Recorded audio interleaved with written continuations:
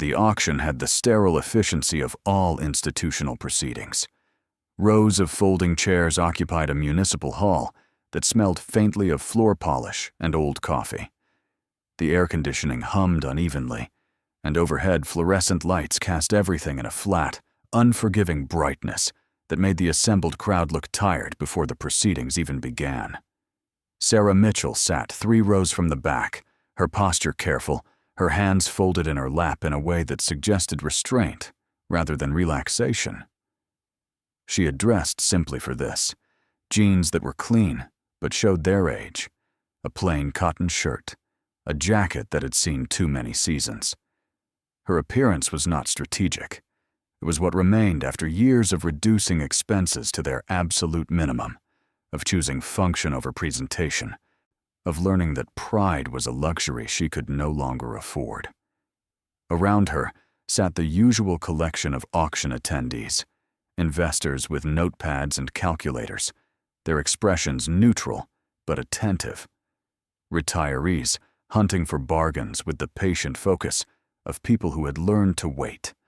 A few younger couples whispering to each other, pointing at catalog entries, their optimism still intact.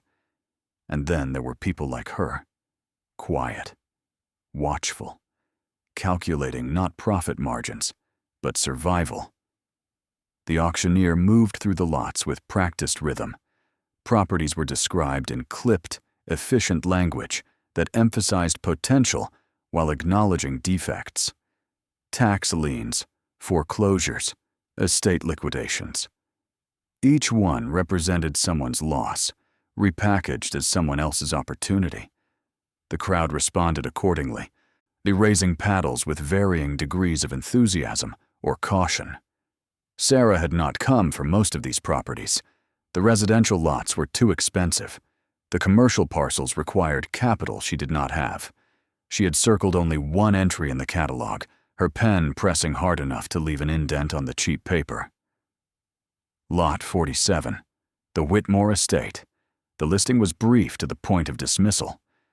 Collapsed residential structure, severe structural damage, sold as is, no warranties, minimum bid $500. There was a grainy photograph attached, taken from a distance, showing what appeared to be a pile of wood and stone barely recognizable as a building. The address placed it in a rural area 40 minutes outside the city, in a part of the county most people had forgotten existed. She had researched it as thoroughly as her limited resources allowed. Public records showed the property had been in the Whitmore family for over a century. The mansion, as it was still called in older documents, had been built in the 1880s by a railroad baron whose fortunes had peaked early and declined slowly. The family had occupied it for decades, then gradually abandoned it as wealth dissipated and heirs scattered. By the mid-20th century, it was already falling into disrepair. By the 1990s, it was condemned. The county had seized it for unpaid taxes 3 years ago. Since then, it had languished on lists that no one read, a property so damaged and so remote that even speculators avoided it. The collapse referenced in the listing was recent, and the result of a winter storm that had finally broken what remained of the roof structure. Now it was categorized as a total loss, valuable only for the land beneath it. Sarah had driven past it twice before the auction. Both times, she had parked at a safe distance and studied what she could see through the trees. The structure was worse than the photograph suggested. Walls had buckled inward. The second floor had partially collapsed into the first. Windows were gone, their frames empty and sagging. Vines had claimed entire sections, pulling wood and stone into the earth with patient insistence. It looked like failure, given physical form. And yet, something about it had refused to let her dismiss it entirely. The land itself was substantial, nearly 8 acres of wooded hillside. The location, though remote, was not inaccessible. There was road access, utility lines nearby, a water source on the property according to old surveys.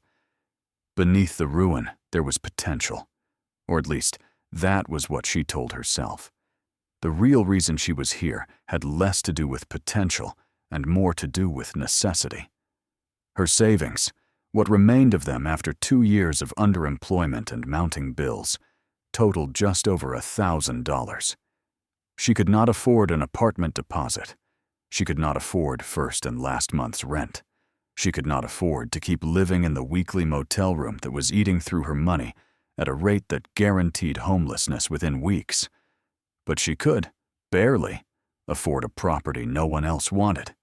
If she bought it, she would at least own something, a place to stay, however damaged, a foundation, however unstable. It wasn't a solution, and it was a postponement. But postponement, she had learned, was sometimes all that stood between survival and collapse. The auctioneer reached Lot 47 with the same efficiency he had shown for every other property. He read the description without embellishment, his tone suggesting he expected minimal interest. Lot 47. Whitmore Estate. Collapsed residential structure on 8.2 acres. Zoned agricultural residential. Sold as is, where is. No access guarantees. Minimum bid, $500. Do I have $500? Sarah raised her paddle. The movement felt heavier than it should have, weighted by everything it represented. Around her, heads turned slightly. A few people glanced at the catalog, then at her, expressions shifting from curiosity to faint pity. Someone in the row ahead whispered to their companion, the words inaudible but the tone unmistakable. Amusement. The auctioneer acknowledged her bid without comment. $500 to bidder 34. Do I have $550? Silence. The room settled into a waiting stillness. Sarah kept her paddle raised, her arms steady despite the tremor she felt building in her chest. She had prepared for competition. She had budgeted for the possibility of going higher. But no one else moved. The auctioneer repeated the call. $500 going once, twice. His gavel came down with a crack that seemed louder than necessary. Sold to bidder 34 for $500. It was done. She lowered her paddle slowly, aware of the eyes still on her. The pity had sharpened into something colder now. Judgment. The silent consensus that she had just made a terrible mistake. Processing the sale took longer than the auction itself. She waited in line at the clerk's office, surrounded by people who had purchased properties worth tens or hundreds of thousands of dollars. When her turn came, the clerk glanced at her paperwork and paused, eyes flicking between the documents and Sarah's face. "The Whitmore place," the clerk said, not quite a question. "Yes." The clerk's expression remained neutral, but there was a subtle tightening around her mouth. "You're aware the structure is condemned? The county makes no guarantees about habitability or safety." "I'm aware." "There's no utilities connected, no water service. The access road is private and unmaintained." "I understand." The clerk hesitated, then processed the payment. Sarah counted out bills, exact to the dollar. $500 for the property. $200 in fees and taxes. Her remaining balance would cover gas, basic supplies, and perhaps 2 more weeks at the motel if things went wrong. The deed was printed on standard paper, stamped and signed. The clerk slid it across the counter with a formality that felt almost apologetic. "Good luck," she said, and the words carried a weight that made them sound less like encouragement and more like condolence. Sarah folded the deed carefully and placed it in her bag. She did not respond. There was nothing to say. Luck had not been a factor in her decisions for a long time. Desperation, calculation, endurance. Those were the forces that had brought her here. Luck was something other people relied on. Outside, the late afternoon sun was bright and warm. She walked to her car, a sedan that was older than her daughter and held together by stubbornness and duct tape. The back seat was packed with everything they owned, like clothes in garbage bags, a box of kitchen items, 2 pillows, a sleeping bag, her daughter's school books, the accumulation of a life that had been reduced again and again until it fit into a single vehicle. She sat behind the wheel and did not start the engine immediately. Her hands rested on the steering wheel, and she allowed herself a moment to simply breathe. The deed sat in her bag like a fragile promise. She owned land now. She owned a structure, however ruined. It was hers. No landlord could evict her. No rent increase could displace her. For the first time in 2 years, she had something that could not be taken away by a late payment or a broken lease. The thought brought no joy. It brought only a grim, quiet relief. She started the car and pulled out of the parking lot, heading toward the motel where her daughter was waiting. Emma was 8 years old, small for her age, with dark eyes that had learned to watch everything carefully. She did not ask many questions anymore. She had stopped doing that around the time Sarah lost the second job, when explanations became too painful to offer and too complicated to believe. Tonight, Sarah would tell her they were moving. She would not use the word mansion. She would not mention the collapse or the condemnation. She would say they had found a place in the country, a place with trees and space, a place where they could stay as long as they needed. Emma would nod and accept it, the way she accepted everything now, with a resignation that made Sarah's chest ache. The motel room was small and dim, the curtains drawn against the heat. Emma sat on one of the twin beds, her homework spread out in front of her. She looked up when Sarah entered, her expression cautious but hopeful. "We're leaving tomorrow," Sarah said, keeping her voice even. "I found us a place." Emma's eyes widened slightly. "A real place?" "Yes. It needs work, but it's ours." Emma nodded, processing this. She did not ask where, or what it looked like, or how long they would stay. She simply said, "Okay," and returned to her homework. Sarah sat on the other bed and pulled out her phone.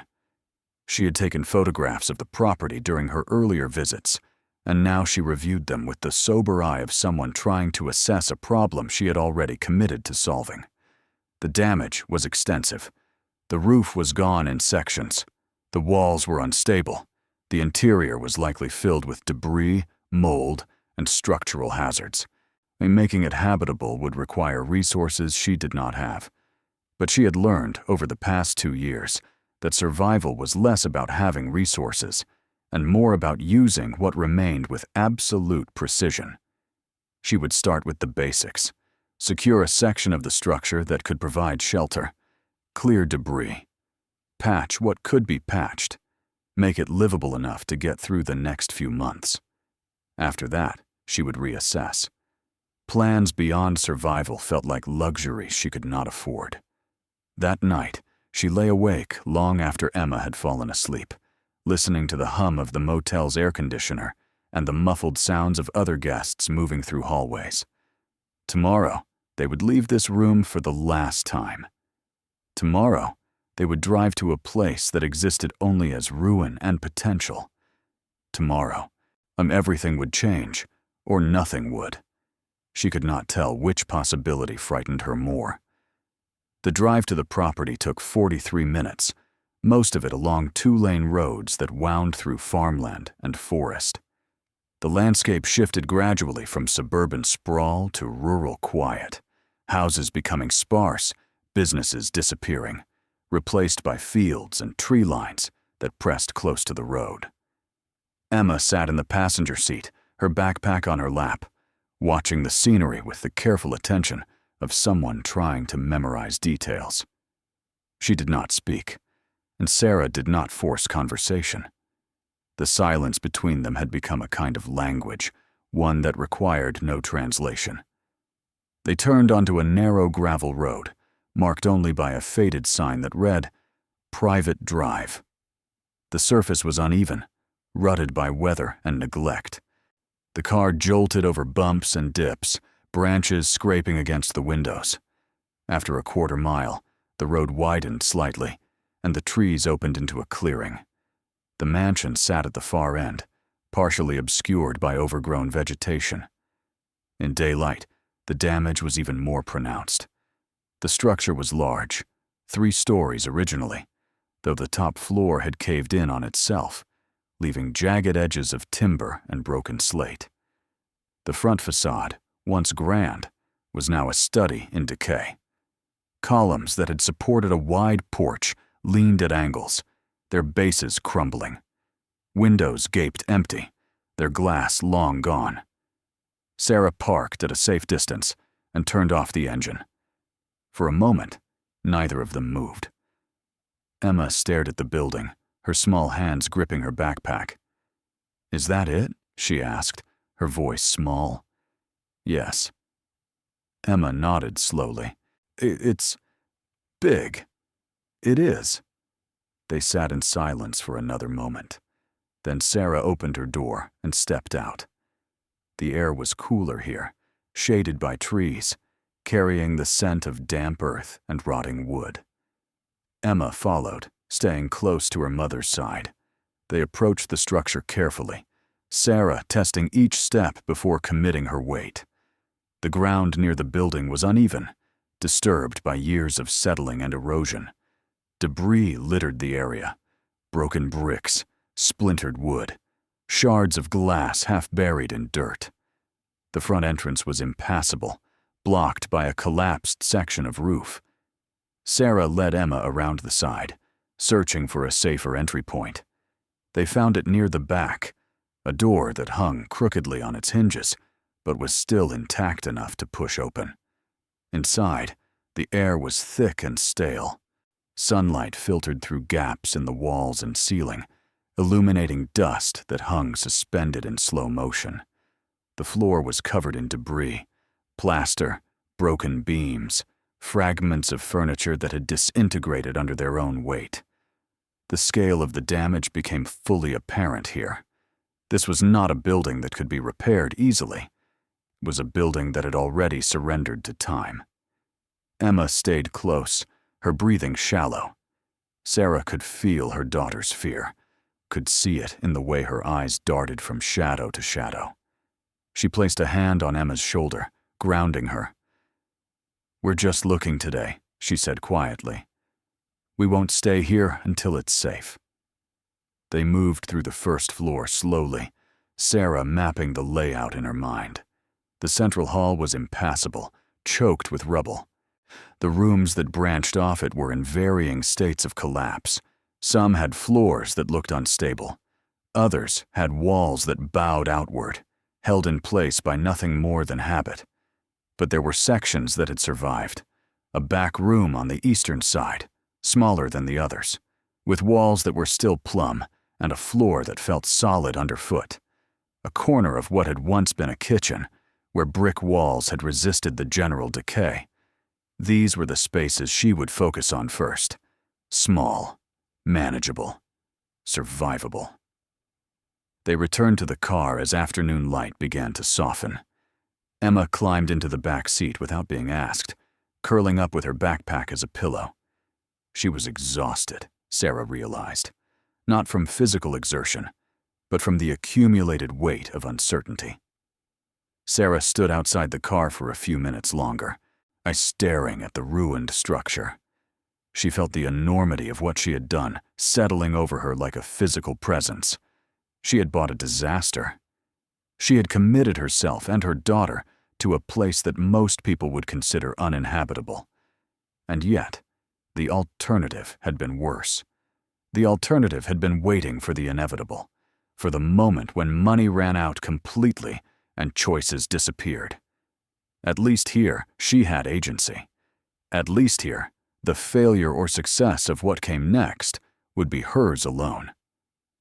She got back in the car and started the engine. They would return to the motel tonight. Tomorrow, she would begin the work of making this place livable. She did not know how long it would take. She did not know if it was even possible. But she had committed, and commitment, she had learned, was sometimes the only resource that mattered. The town closest to the property was small enough that calling it a town felt generous. A main street, a few blocks long, lined with businesses that looked like they had been there for decades.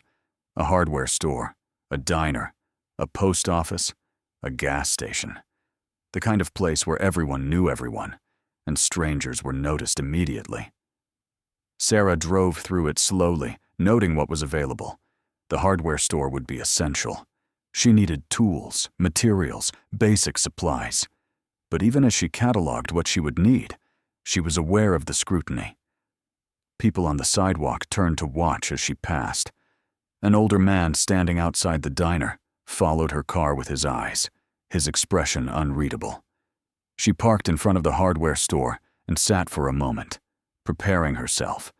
Small towns had their own rhythms, their own unspoken rules. She was an outsider. She had bought a property that locals had likely written off as worthless. Her presence would generate questions, and questions would lead to judgments. Inside, the store was organized with the practical efficiency of a place that had learned what people needed and stocked accordingly. Aisles of nails, screws, lumber, tools, cleaning supplies. A counter at the back where an older man stood, arms crossed, watching her approach. "Help you?" he asked. His tone was neutral, but his eyes were assessing. "I need some basic tools," Sarah said.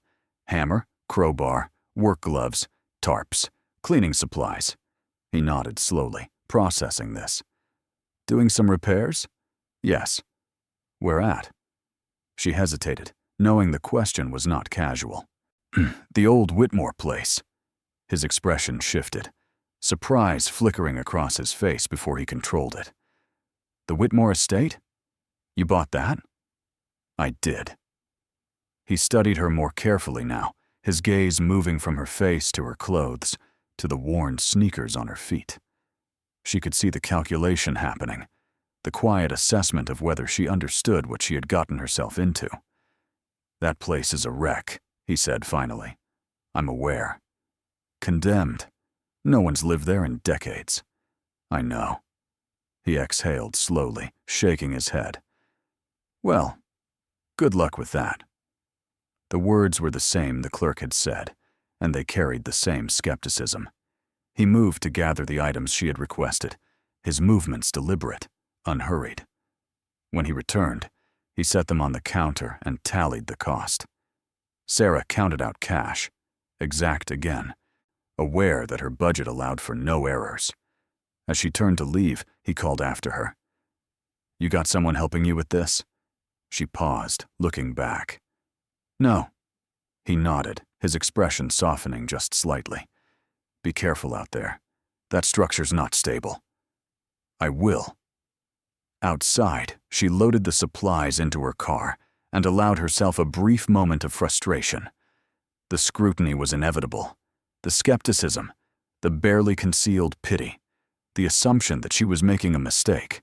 She would have to endure it. There was no alternative. Defending her decision would only invite more questions, more judgment. She drove back to the property, this time alone. Emma was at the library, a safe place where she could do homework and read, while Sarah assessed what needed to be done. The solitude was a relief. It allowed her to move without the added weight of her daughter's fear, without having to maintain the calm facade that kept Emma from panicking. At the mansion, she unloaded the tools and began the slow process of clearing debris from the room she had identified as salvageable. The work was physical and unforgiving.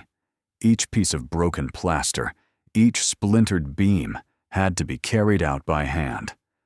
Dust coated everything, settling in her lungs, making her cough. Sweat soaked through her shirt despite the cool air. Hours passed. The pile of debris outside grew. The room inside began to take shape, its dimensions becoming clearer as the rubble was removed. The floor, once she cleared it, was solid. The walls, though stained and cracked, were structurally sound. It was small, perhaps 10 by 12 feet, but it was intact. With tarps over the gaps in the ceiling and a thorough cleaning, it could be made livable. By late afternoon, she was exhausted. Her hands were blistered despite the gloves. Her back ached. But the progress was undeniable. The room was clear. The space was usable. It was not much, but it was something. She sat on the floor, leaning against the wall, and allowed herself a moment of rest. Outside, the sun was beginning to lower, casting long shadows through the trees. The forest around the property was quiet, almost unnervingly so. No traffic sounds, no voices, just the occasional rustle of wind through leaves. For the first time in months, she felt a fragile sense of possibility. Not hope, exactly. Hope required optimism she could not afford. But possibility. The idea that maybe, just maybe, this could work. Thus she stood and gathered her tools. There was more to do, but it could wait until tomorrow.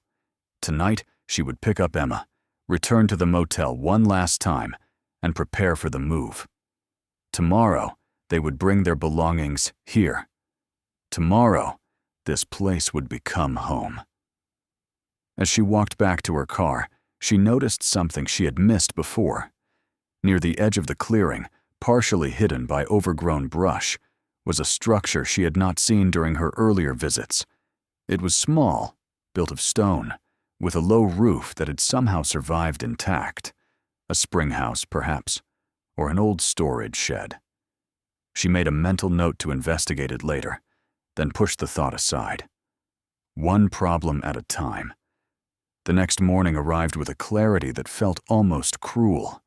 No clouds, no rain, nothing to delay what Sarah had committed to doing.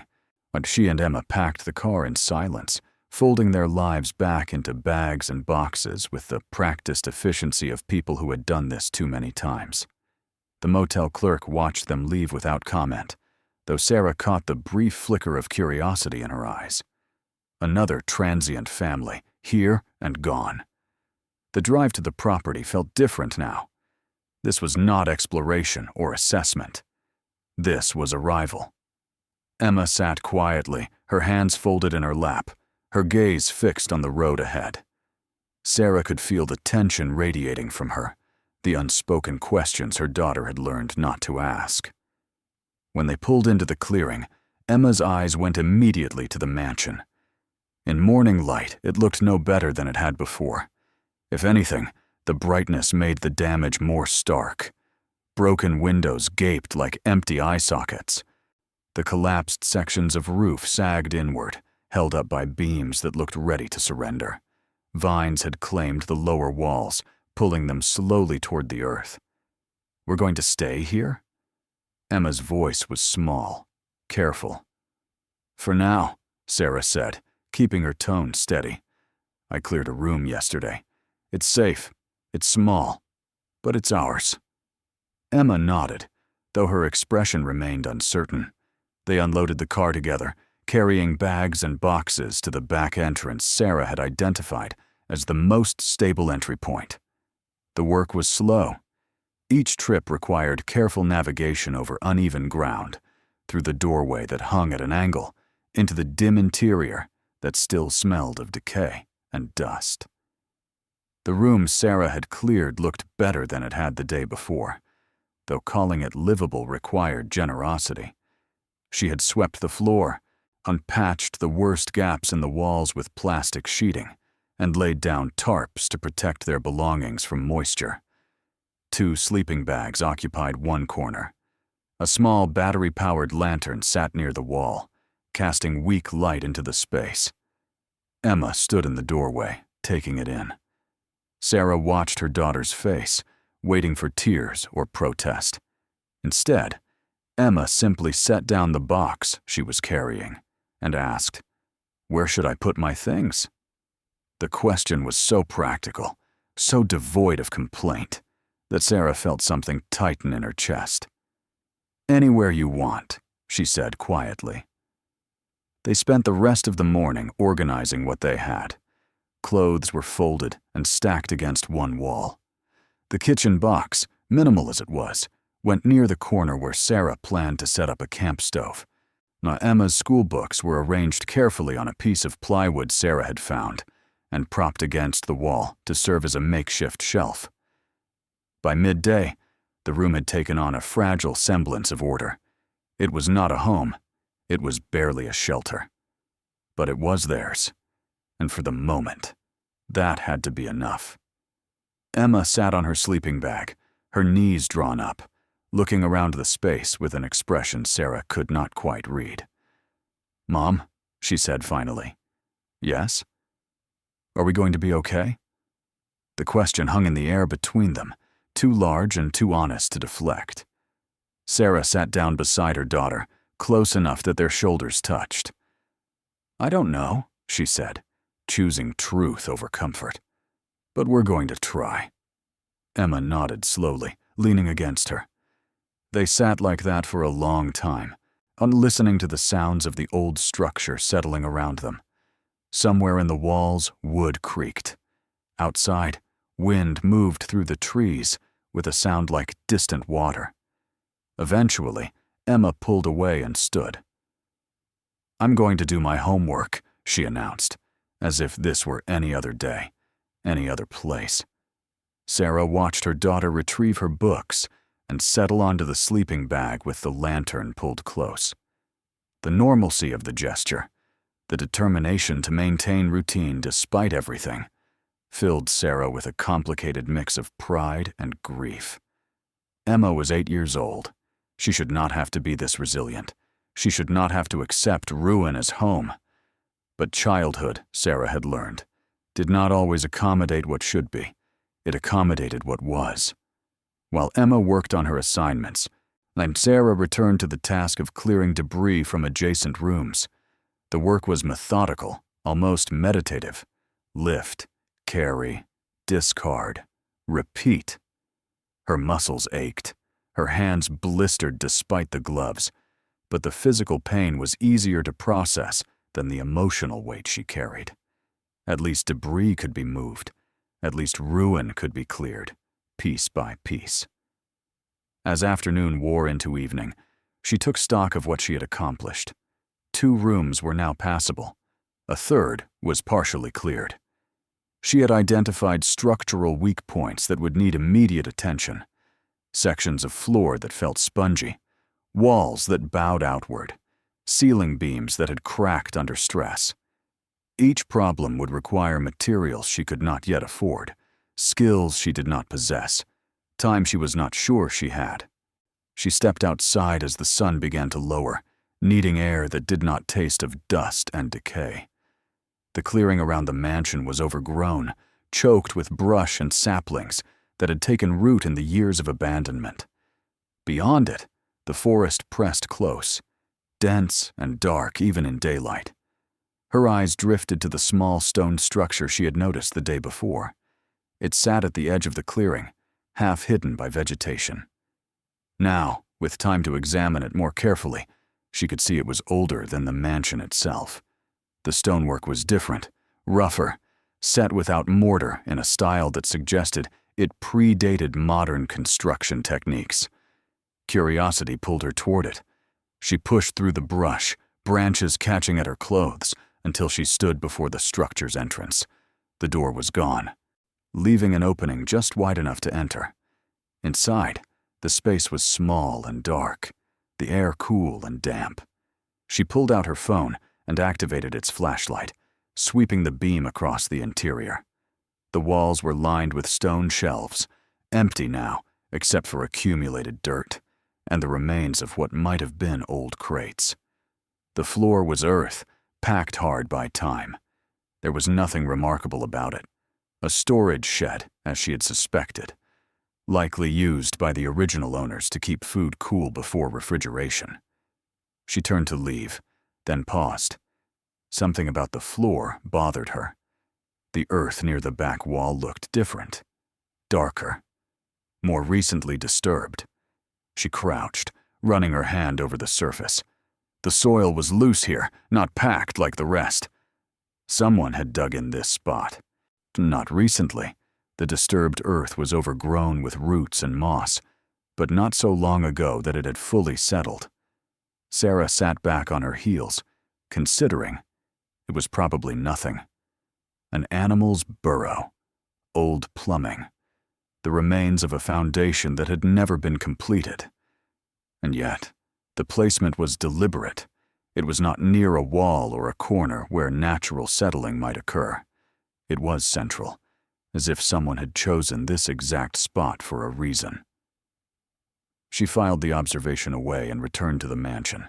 Emma was still working on her homework, her small form hunched over her notebook in the dim light of the lantern. Sarah joined her, opening a can of soup and heating it on the camp stove. They ate in silence, the meal functional rather than comforting. As darkness settled fully over the property, the isolation became more pronounced. There were no streetlights, no distant traffic sounds, no neighbors. Just the vast quiet of the forest and the occasional creak of the old structure around them. Emma finished eating and crawled into her sleeping bag without being told. Sarah watched her daughter's breathing slow, her small body relaxing into sleep despite everything. When she was certain Emma was asleep, Sarah allowed herself to acknowledge the fear she had been suppressing all day. They were alone here. Completely. If something went wrong, if the structure collapsed, if Emma got hurt, if illness struck, they were miles from help. Her phone had limited service. The nearest hospital was over an hour away. She had committed them to a situation where margin for error had shrunk to almost nothing. She lay down beside Emma, exhaustion pulling at her despite the anxiety.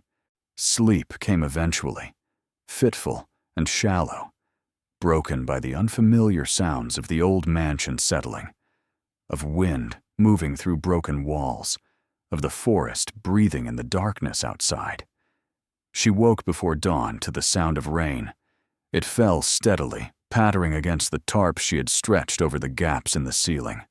She checked them carefully, looking for leaks. Most held, but water was finding its way through a seam near the far wall, pooling on the floor. She repositioned one of the tarps, securing it with duct tape, then placed a bucket beneath the worst of the drips. Emma stirred, but did not wake. Sarah dressed quietly and stepped outside into the gray morning. The rain was cold and insistent, soaking through her jacket within minutes. She walked the perimeter of the mansion, checking for new damage, for signs that the structure was reacting badly to the weather. What she found made her stomach tighten. Water was pouring through the collapsed sections of roof, cascading down interior walls, pooling in rooms she had not yet cleared. The damage was spreading. If this continued, more of the structure would become unstable. She needed to cover the exposed areas, but doing so would require materials she did not have and could not afford. She stood in the rain, feeling the cold seep into her bones, and allowed herself a moment of despair. This was impossible. She had bought a ruin with no realistic path to restoration. She had brought her daughter to a place that was actively deteriorating around them. The money she had spent was gone. The motel room was gone. There was no going back. The despair did not last long. It never did. She had learned that despair was a luxury, something that required time and safety to indulge. She had neither. She pushed the feeling down, buried it beneath the immediate demands of survival. She returned to the room where Emma was waking, her daughter's eyes wide with concern at the sight of Sarah dripping wet. "It's okay," Sarah said, forcing her voice to remain calm. "Just checking the roof. We're fine in here." Emma nodded, though her expression suggested she did not entirely believe it. Sarah changed into dry clothes and made breakfast, such as it was. Oatmeal heated on the camp stove, eaten from plastic bowls. Emma ate slowly, her gaze drifting to the bucket collecting water in the corner. "Mom," she said quietly. "Yes? What if the house falls down?" The question was direct, unfiltered by the careful language adults use to soften reality. Sarah met her daughter's eyes and chose honesty. "Then we'll figure something else out. But where would we go? I don't know yet. But we'll figure it out." Emma absorbed this, then returned to her oatmeal. Sarah watched her, feeling the weight of her inadequacy like a physical presence. She could not promise safety. She could not promise stability. All she could offer was the truth that they would keep trying, no matter how impossible it seemed. The rain continued through the morning, trapping them inside. Sarah used the time to inventory their supplies, calculating how long they could last before she would need to find work, to earn money for food and materials. 2 weeks, maybe 3 if they were careful. After that, desperation would begin to narrow their options even further. Emma read, her focus absolute in the way of children who had learned to create their own worlds when the real one became too difficult. Sarah tried to plan, to map out a strategy for the weeks ahead, but the variables were too many and her control too limited.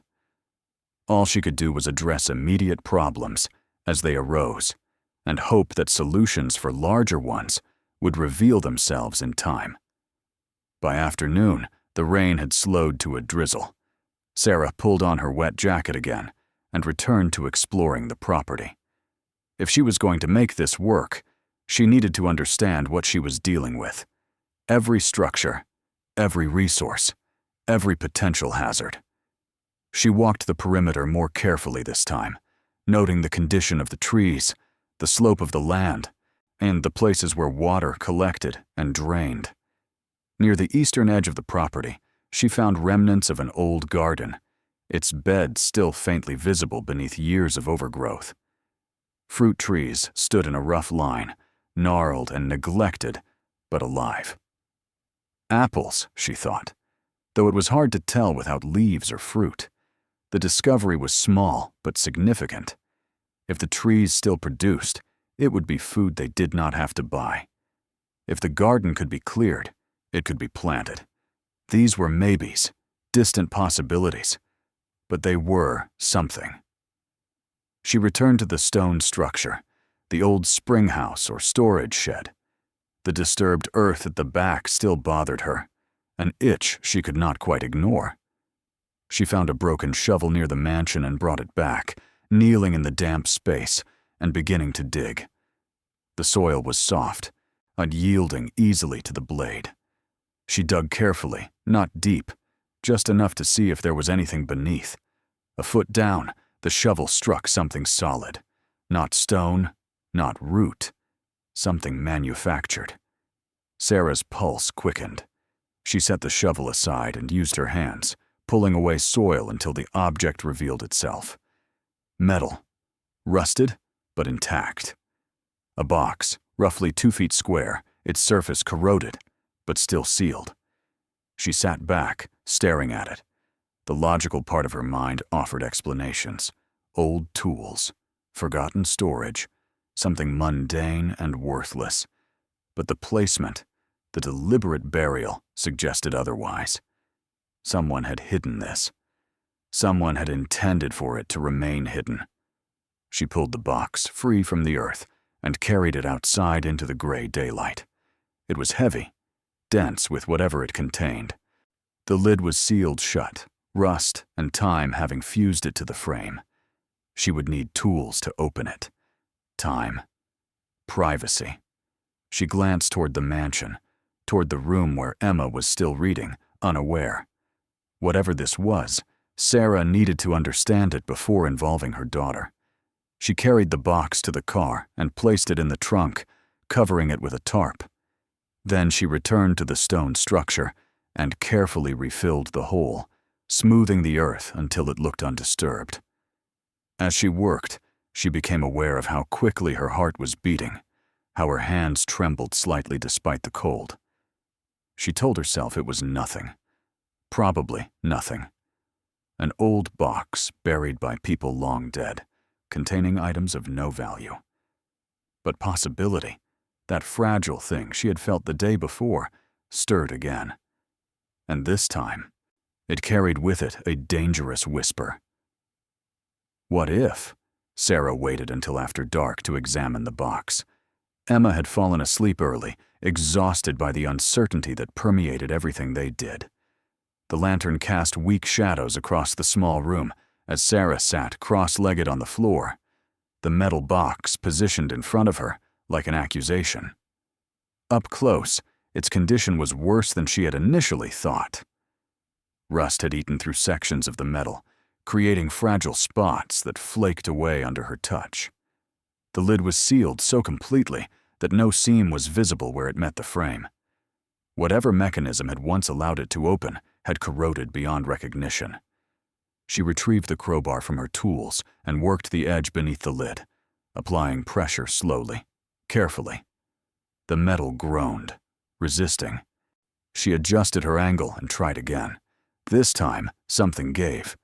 A crack appeared along the seal, releasing a breath of stale air that smelled of earth and old metal. Sarah paused, her heart hammering in a way that felt disproportionate to the task. It was just a box, just an old container that had been buried and forgotten. The likelihood that it contained anything valuable was minimal. People buried trash sometimes. They buried broken things, unwanted things. Expectations led to disappointment, and she could not afford disappointment right now. She forced the crowbar deeper into the gap and pried with steady force.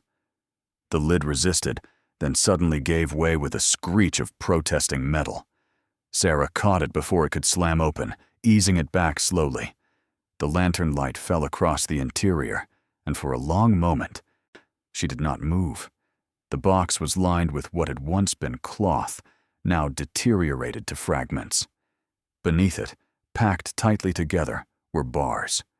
Rectangular, uniform, their surfaces dull and tarnished, but unmistakably metallic. Sarah reached out slowly, her hand trembling, and lifted one. It was heavier than she expected, dense in a way that made her arm dip slightly under its weight. The surface was covered in a dark patina, obscuring whatever lay beneath, but along one edge she could see markings. Numbers. Letters. She tilted it toward the light, squinting to make them out. The characters were faint, eaten away by time, but enough remained to be legible. A serial number. A weight specification. And beneath that, partially obscured but still visible, a single word stamped into the metal's surface. Gold. Sarah set the bar down carefully, as if it might shatter. Her breath had gone shallow, her pulse loud in her ears. She looked back into the box. There were more bars, stacked in 2 layers. She counted them slowly. 12 in the top layer, 12 beneath, 24 total. Her mind resisted the implication, scrambling for rational explanations. Replicas, training weights, theatrical props used by the mansion's former occupants. Anything except what the evidence suggested. She picked up another bar, examining it with the same careful attention. The markings were consistent. The weight was consistent. The density was consistent. She set it down and sat back, her hands pressed flat against the floor to steady herself. The logical part of her brain, the part that had learned to manage crisis without panic, began to calculate. Gold bars were standardized. If these were real, if they were what they appeared to be, each would weigh approximately 400 troy ounces. At current market prices, prices she knew only vaguely from news reports she had half listened to while working, gold traded at roughly $2,000 per ounce. The numbers assembled themselves with brutal clarity.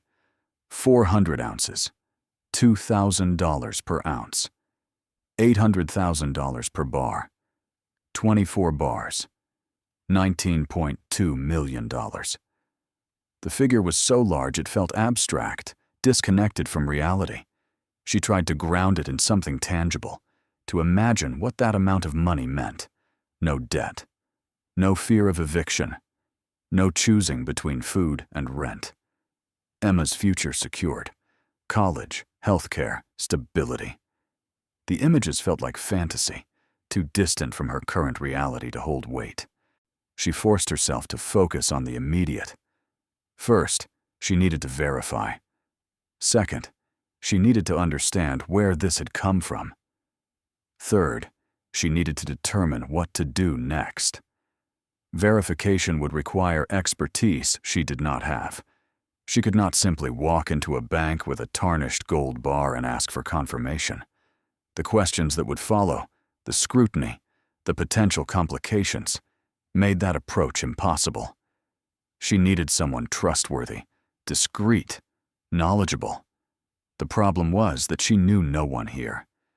She was a stranger in a small town where outsiders were already viewed with suspicion. Showing up with questionable gold would not inspire trust. It would inspire investigation, rumors, claims. She needed to move carefully. Sarah closed the box and slid it beneath her sleeping bag, covering it with the tarp. She lay down beside Emma, staring up at the tarp-covered ceiling, and tried to slow her racing thoughts. Sleep was impossible. Her mind kept returning to the box, to the weight of those bars, to the possibility that everything might change. But possibility, she reminded herself, was not certainty. And certainty required verification she did not yet have. Morning came with the same gray light that seemed permanent here. Emma woke and went through her morning routine with the quiet efficiency she had developed, washing her face with bottled water, changing clothes, eating breakfast without complaint. Sarah moved through her own routine on autopilot, her attention constantly drifting to the tarp-covered lump beneath her sleeping bag. After breakfast, she told Emma she needed to go into town for supplies. Emma nodded, accepting this without question, and settled in with her schoolwork. Sarah hated leaving her alone, but bringing her along would mean bringing questions, observations, attention. This needed to be done alone. She drove to the town, the box hidden in a backpack on the passenger seat. Inside, wrapped in an old towel, was a single bar, one piece of what might be a fortune, or what might be elaborate junk. The town's library was small, housed in a brick building that looked like it had served multiple purposes over the decades. Inside, a middle-aged woman sat behind the circulation desk, looking up with the polite but reserved expression Sarah had come to expect from locals. "Can I help you?" the woman asked. "I need to use a computer," Sarah said. "For research." The woman gestured toward a row of aging desktop computers along the far wall. 30 minutes per session. Let me know if you need more time." Sarah settled at a terminal and began searching. Gold bars, authentication, identification. The information came in fragments, technical and dense. Gold bars carried specific markings, manufacturer stamps, weight specifications, purity ratings, serial numbers. Legitimate bars were registered, their provenance documented. Unmarked or poorly marked bars were suspect, likely melted down from stolen jewelry or other sources. The bars in her box had markings, but they were degraded. Whether they would be sufficient for authentication was unclear. She needed an expert, but finding one without raising suspicion was proving difficult. Jewelers would ask questions. Pawn shops would lowball or, worse, report her. Banks would trigger investigations, and she expanded her search to the history of the area, looking for context. The Whitmore family had made their fortune in railroads. That much was documented. But fortunes in the late 1800s were often diversified, hidden, protected from taxation and creditors. Gold was a common store of wealth during that era, easily transported, universally valued. Had the Whitmores hidden gold on their property? It was possible. Families of that era often kept significant assets in physical form, particularly during times of economic instability. The Great Depression had wiped out paper fortunes. Those who held physical gold often survived. But if the Whitmores had buried gold here, why had it never been recovered? Had they forgotten its location? Had they died before passing the information on? Had they lost their fortune so completely that even this hidden reserve became irrelevant? The questions multiplied faster than answers. Sarah's 30 minutes expired. She requested another session and continued searching, this time focusing on news reports of gold discoveries. What she found was cautionary. People who found valuable items often faced legal battles. Heirs appeared claiming ownership. Governments seized assets under obscure statutes. What should have been life-changing discoveries became protracted nightmares.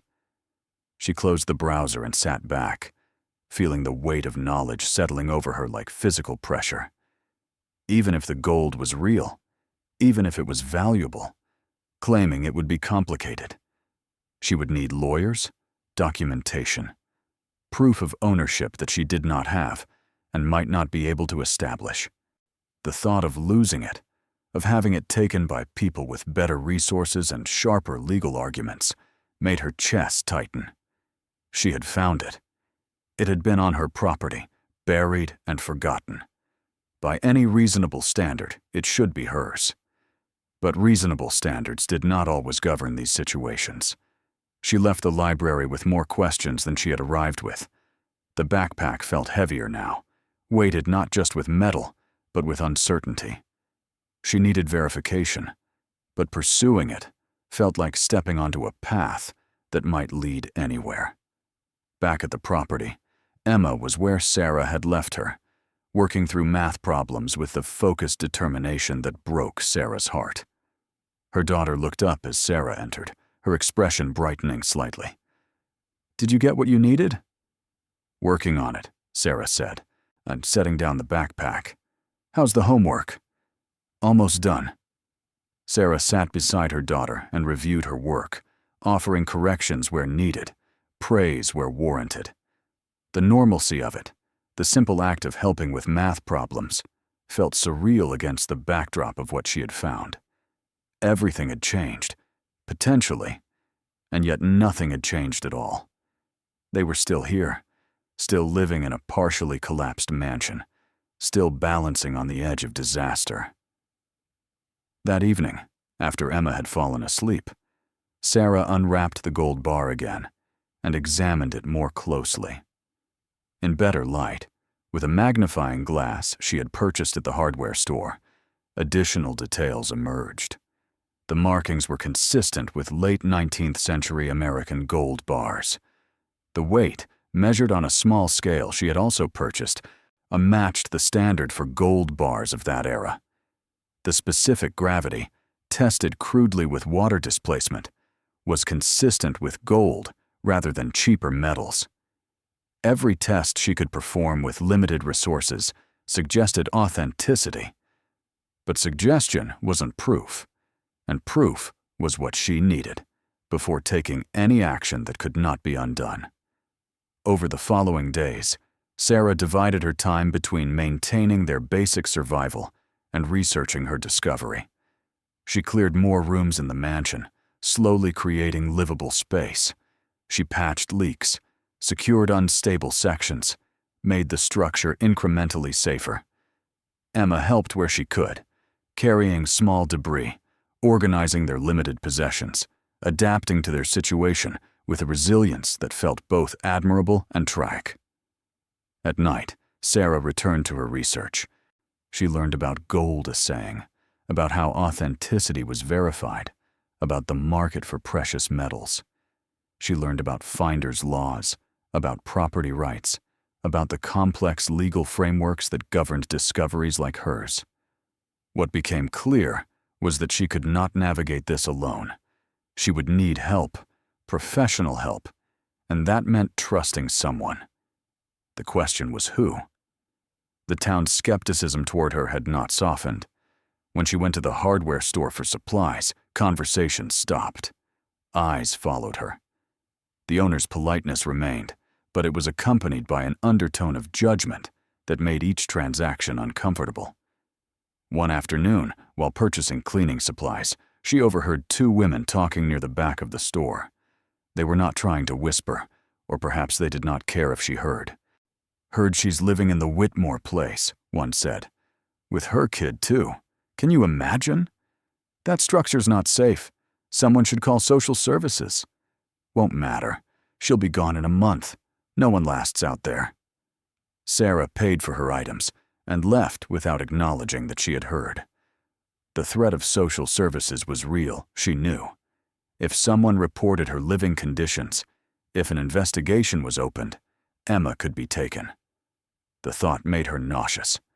She had to make the mansion demonstrably habitable, quickly, or risk losing everything that mattered. That urgency drove her harder. She worked longer hours, pushing her body past exhaustion. She reinforced walls, cleared debris, made the structure as safe as limited resources allowed.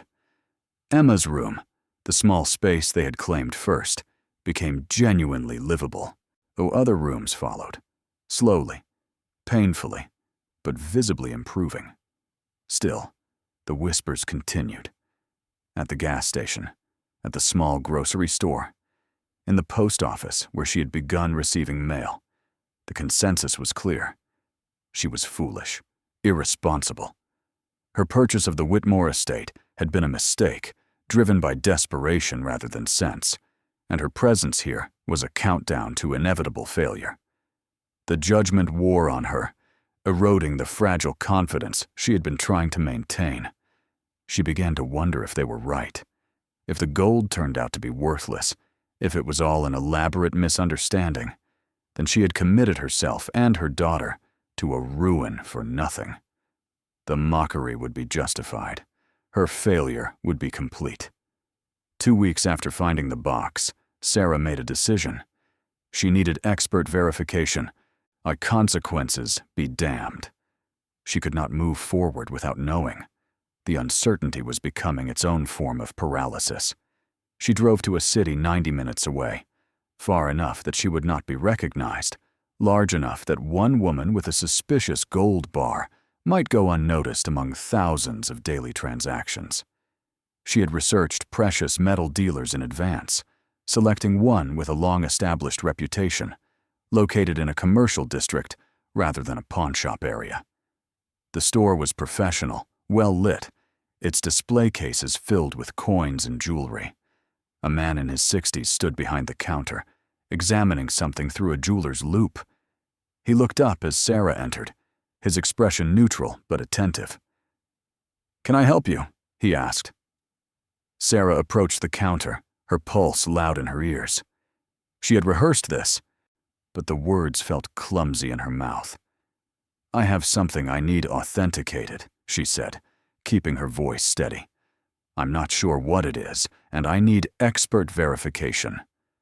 The man set down his loupe, interest flickering in his eyes. "What kind of item?" Sarah reached into her backpack and pulled out the towel-wrapped bundle. She set it on the counter and unwrapped it carefully. The gold bar sat between them, dull and tarnished, its markings barely visible. The man's expression changed immediately. The neutral professionalism sharpened into focused attention. He did not touch the bar at first, simply studying it from different angles.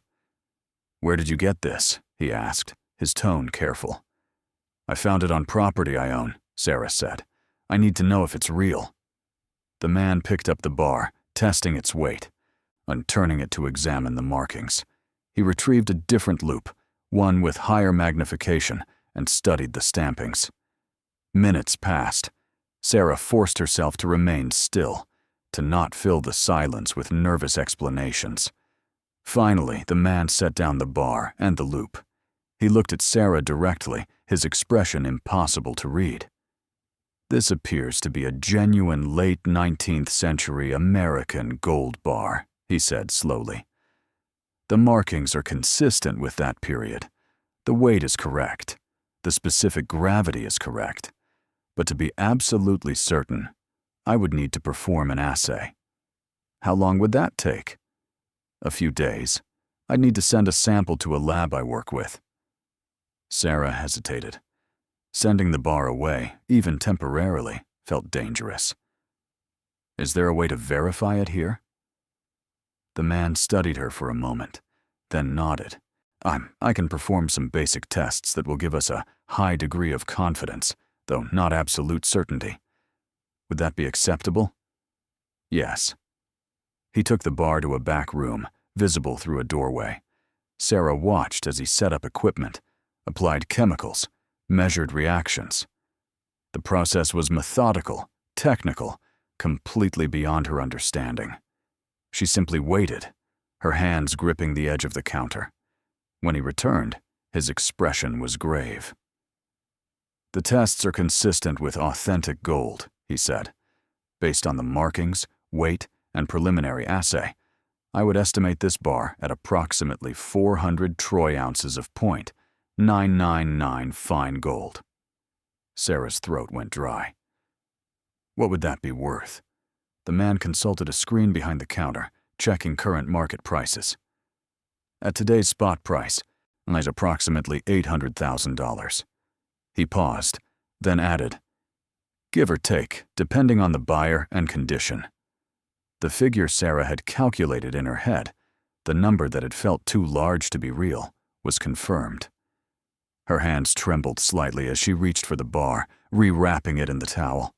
"Thank you," she managed. The man hesitated, then spoke carefully. "I have to ask, are there more of these?"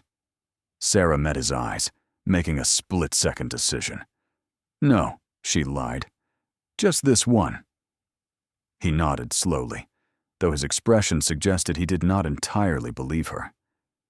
"If you're looking to sell, I can make you an offer. Though I should warn you that selling precious metals in this quantity triggers reporting requirements. The transaction would not be anonymous. I understand. I'm not ready to sell yet. I just needed to know what it was." "Of course." He hesitated again, then added, "Be careful. An item like this attracts attention. Not all of it will be welcome." Sarah thanked him again and left quickly, the bar heavy in her backpack. The drive home felt both endless and too short. Her mind raced through implications, calculations, possibilities. $800,000 per bar. 24 bars. The total was staggering, but the dealer's warning echoed in her thoughts. Attention. Not all of it welcome. She thought of the small town, the whispers, the judgment. If word got out that she had found gold, real gold, valuable gold, on the Whitmore property, what would happen? Would people believe it was hers? Would they try to claim it? Would the county, the state, the federal government assert some legal right to it? The questions felt overwhelming, but beneath them ran a current of something else. Hope. Real hope, not the fragile possibility she had been nursing, but something solid and substantial. If she could keep this quiet, if she could authenticate the remaining bars and find a way to convert them to usable assets, without triggering the kind of scrutiny that would destroy her, then everything could change. Emma could have a real home, education, health care, a future that was not defined by scarcity and fear. Sarah could breathe without the constant weight of financial terror pressing down on her chest. They could live, truly live, rather than simply survive. The thought was intoxicating and terrifying in equal measure. She gripped the steering wheel tighter and forced herself to focus on the immediate. One step at a time. To verify the remaining bars. Develop a plan. Move carefully. Trust no one. By the time she reached the property, evening had begun to settle over the forest. Emma was waiting, her small face pressed against the window Sarah had managed to cover with plastic sheeting. She waved when she saw the car, and Sarah waved back, forcing a smile. Inside, Emma had made dinner. Canned soup heated on the camp stove, crackers arranged neatly on a plastic plate. "I thought you'd be hungry," Emma said, her voice carrying a note of pride. Sarah pulled her daughter into a hug, holding her perhaps a moment longer than necessary. "Thank you, sweetie. This looks perfect." They ate together, Emma talking about her day, about the book she was reading, about a bird she had seen outside the window. Sarah listened, responding at appropriate moments. But part of her attention remained on the backpack sitting against the wall, on the confirmation it contained, on the future it represented. After Emma fell asleep, Sarah retrieved the remaining bars from their hiding place. She examined each one methodically, comparing them to the bar she had verified. The markings were consistent. The weights were consistent.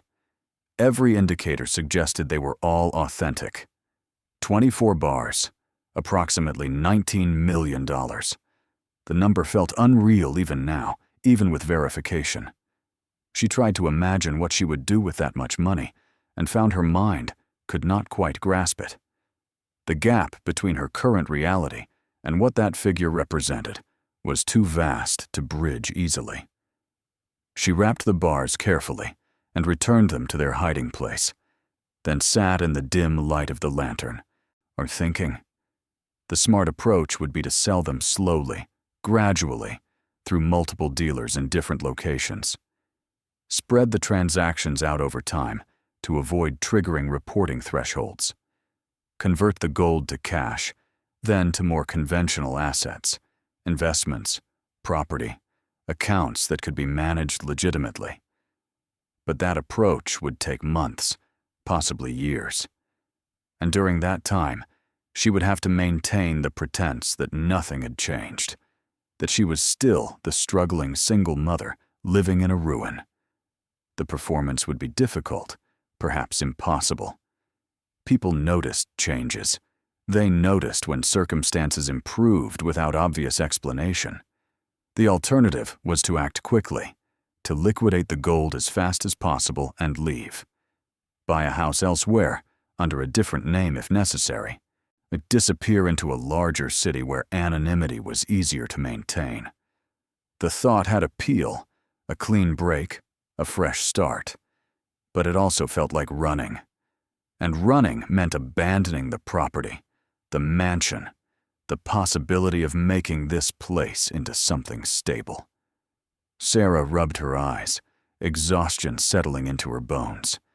These were decisions that could not be made tonight, in the dim light of a partially collapsed mansion, with her daughter sleeping a few feet away. She needed time, space, clarity. For now, she would continue as she had been, improving the mansion, maintaining the appearance of normalcy, and quietly, carefully, planning the next steps. The following week brought rain again, heavier this time, lasting for days. Water found new paths through the damaged structure, forcing Sarah to constantly adjust tarps and buckets. The moisture made everything feel colder, damper, more oppressive. Emma developed a cough that worried Sarah, but did not seem serious enough to warrant the expense of a doctor visit. They adapted, as they had adapted to everything else. Layers of clothing, hot soup for every meal. Books read by lantern light while rain drummed against plastic sheeting. It was miserable in ways Sarah had stopped cataloging, but it was survivable. That was enough. During a brief break in the weather, Sarah made another trip to town for supplies. She had begun to recognize the patterns of local judgment, the way people's expressions shifted when they saw her, the way conversations paused and resumed after she passed. It should have bothered her more than it did, but the knowledge of what she had hidden in the mansion created a strange insulation, and let them think what they wanted, let them assume she was failing. The truth was completely different. At the hardware store, she overheard another conversation.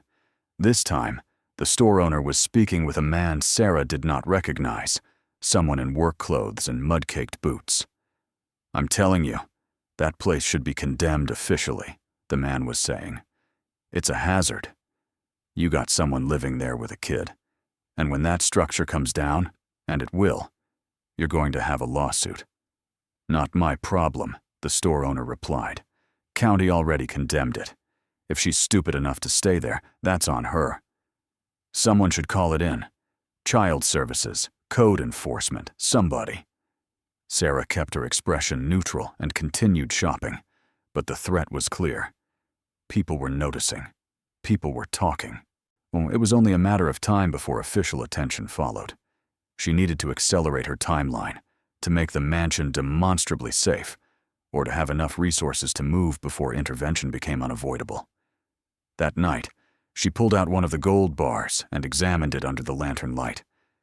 This single piece of metal represented more money than she had earned in the past 5 years combined. It represented safety, stability, options. And yet, converting it to usable currency without triggering investigations felt nearly impossible. She thought about the dealer's warning. Transactions of this size would be reported. Her name would enter systems. Questions would be asked. The IRS would want to know where the gold came from, whether taxes had been paid, whether it was legally hers to sell. Or could she claim it was an inheritance? A gift? Found property? Each option had complications. Inheritances required documentation. Gifts triggered tax thresholds. Found property fell into murky legal territory, especially when found on recently purchased land. The previous owners, or their heirs, might have claims. The county might assert rights. The legal fees alone could consume a significant portion of the value. Sarah set the bar down and pressed her palms against her eyes.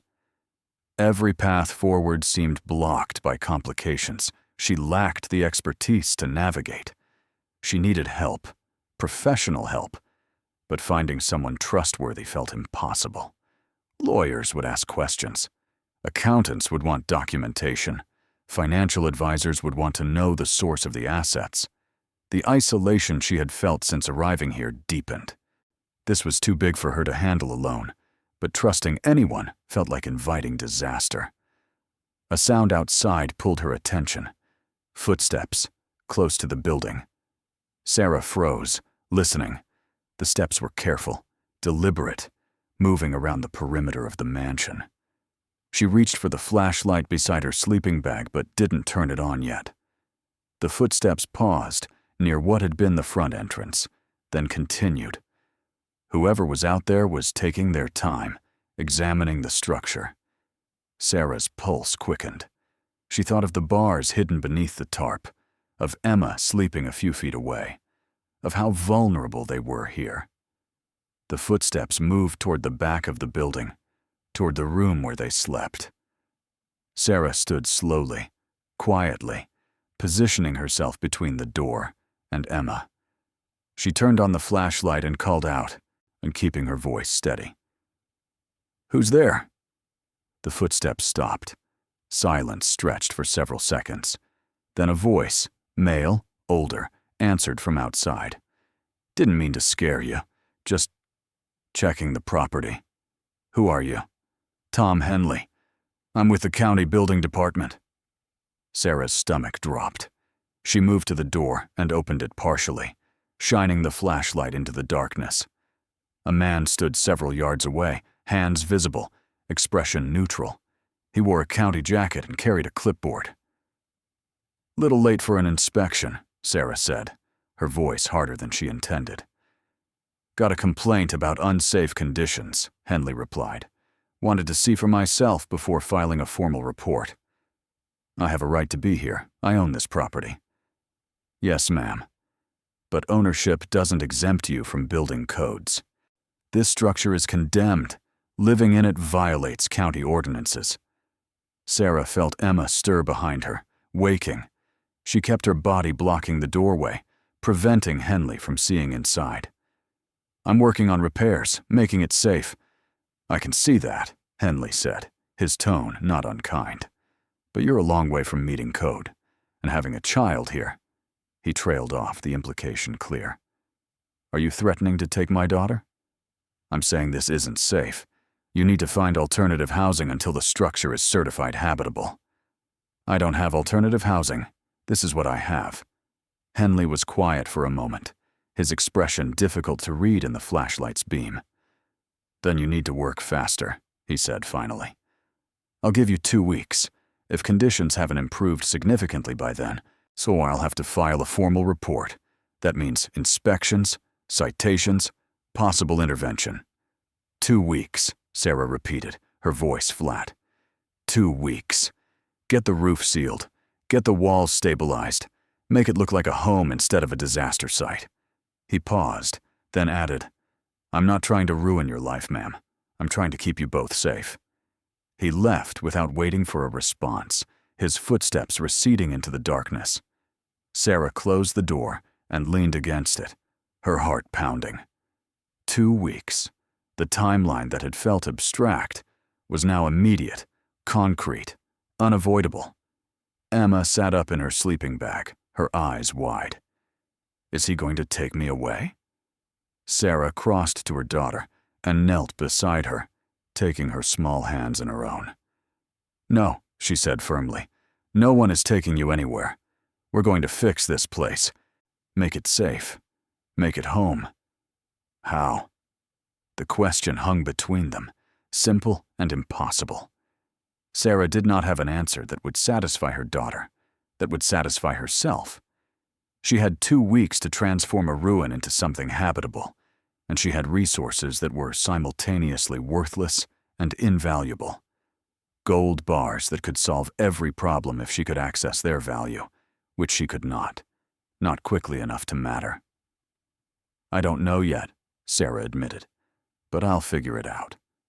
Emma nodded, trusting in a way that made Sarah's chest ache. She helped her daughter settle back into the sleeping bag, then returned to her own spot by the lantern. The gold bars sat hidden beneath the tarp, $19 million in potential that might as well have been locked behind glass. She thought of the dealer in the city, of his offer to purchase. She had refused, wanting time to plan, to strategize. But time, it seemed, was a luxury she no longer had. If she sold even 1 bar, she could hire contractors, buy materials, transform the mansion quickly enough to satisfy the building inspector. The transaction would be reported, questions would be asked, but she could claim found property, deal with complications later. The alternative was losing Emma. That was not an alternative. That was unacceptable.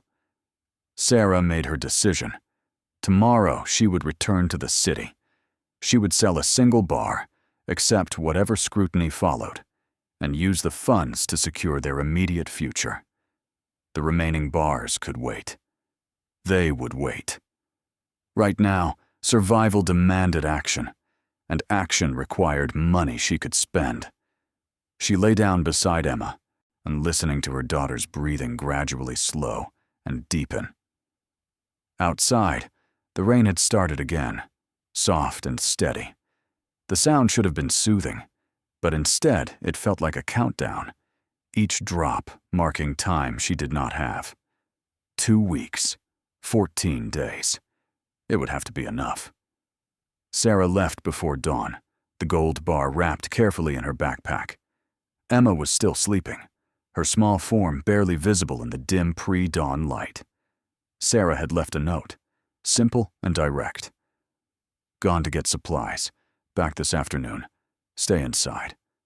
I love you. The drive to the city felt different this time. Purpose had replaced uncertainty. She was not seeking verification anymore. She was seeking transformation, immediate and necessary. The 2-week deadline had stripped away the luxury of careful planning. Now there was only action and consequence. The precious metals dealer opened at 9. Sarah waited in her car, watching other customers enter and exit. Most looked professional, businesslike, carrying small cases or envelopes. No one looked desperate. No one looked like they were converting their last hope into survival. At 9:15, she entered. The same older man stood behind the counter, his expression shifting to recognition when he saw her. "You're back," he said, a statement rather than a question. "I need to sell," Sarah replied, approaching the counter. "The bar I brought last time." He nodded slowly, his eyes moving to the backpack. "Same piece?" "Yes." "You understand the transaction will be reported. For this amount, I'm required by law to file currency transaction reports with FinCEN. You'll need to provide identification, proof of ownership if possible." "I understand. I own the property where it was found. I have the deed." "That may not be sufficient to establish clear ownership of the item itself, but it's a start." He paused, studying her face. "Are you certain about this? Once you sell, The information enters official channels. There's no taking it back. Sarah met his eyes directly. I'm certain. The transaction took hours. Paperwork, identification verification, photographs of the bar from multiple angles, detailed documentation of its markings and condition. The dealer made calls to his lab contacts, confirming his earlier assessment. He consulted market prices, adjusting for the bar's condition and the premium he would need as a dealer. His final offer was $750,000. Less than the spot price, but immediate, liquid, untransferable. Sarah accepted without negotiation. She needed speed more than she needed optimal value. The dealer insisted on a bank transfer rather than cash. Money laundering regulations, he explained, made large cash transactions problematic for both parties. Sarah provided her account information, the same checking account that had been overdrawn twice in the past year, that currently held $87. The transfer will process within 2 business days, the dealer said, finalizing the paperwork. You'll receive confirmation from your bank. After that, the funds are yours to use as you see fit. 2 days, Sarah repeated, calculating. The building inspector had given her 2 weeks. 2 days to access the money. 12 days to transform the property. It would have to work. She left the shop with a receipt, a copy of the transaction report, and a sense of having crossed a threshold she could never uncross. Her name was now in systems. Officials would see the transaction. Questions would come eventually. But Emma would not be taken. That certainty made everything else manageable. On the drive back, Sarah stopped at a large hardware store, one of the chains that carried everything. She walked the aisles with a list forming in her mind, no longer constrained by what she could afford, but by what she could physically transport and install. Roofing materials, lumber, nails, screws, tarps, professional-grade tools. She filled a cart, then another, her total climbing into thousands of dollars. At the checkout, she used her nearly empty debit card, knowing the charges would overdraw the account. But in 2 days, that would not matter. In 2 days, she would have more money in that account than she had seen in her entire life. The cashier processed the transaction without comment, and Sarah loaded everything into and onto her car, securing it with rope and determination. By the time she reached the property, afternoon had shifted toward evening. Emma emerged from the mansion as Sarah pulled up, her face bright with relief. "You were gone so long," she said, the words carrying an undercurrent of fear she was trying to hide. "I know. I'm sorry. But look."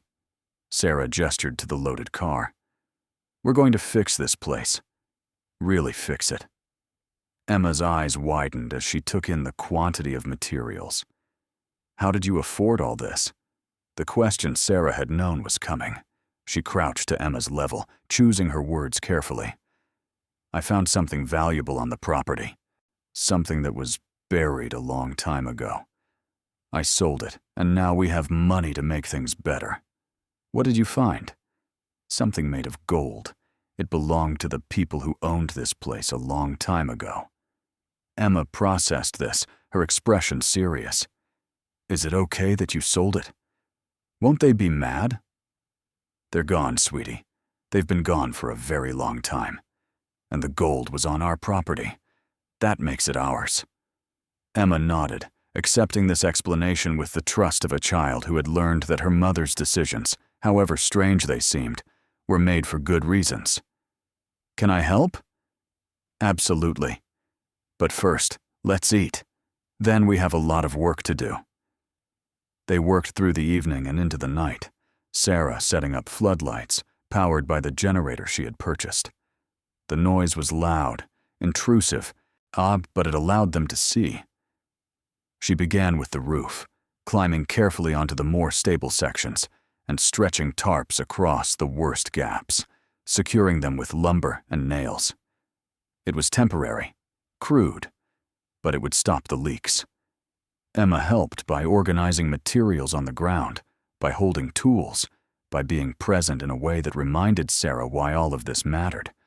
When exhaustion finally forced them to stop, near midnight, the mansion looked marginally better. Not good, but less obviously disastrous. They collapsed onto their sleeping bags without bothering to change clothes. Sarah set an alarm for 6 a.m., 2 days until the money arrived, 12 days after that until the inspector returned. Every hour would count. The next day, Sarah drove to the hardware store in town, on the same one where she had been met with skepticism and judgment. This time, she came with a list and the knowledge that money was coming. She purchased materials with the same near-empty debit card, accumulating overdraft fees she would cover in days. The store owner watched her with increasing confusion as the total climbed. "You sure about all this?" he asked, his tone caught between concern and disbelief. "I'm sure," Sarah replied, offering no explanation. Word spread quickly. By afternoon, people in town were talking about the woman living in the Whitmore ruin, who had suddenly started buying materials like she had resources to spare. The theories were immediate and unkind. She had gotten a loan she would never repay. She was using credit cards irresponsibly.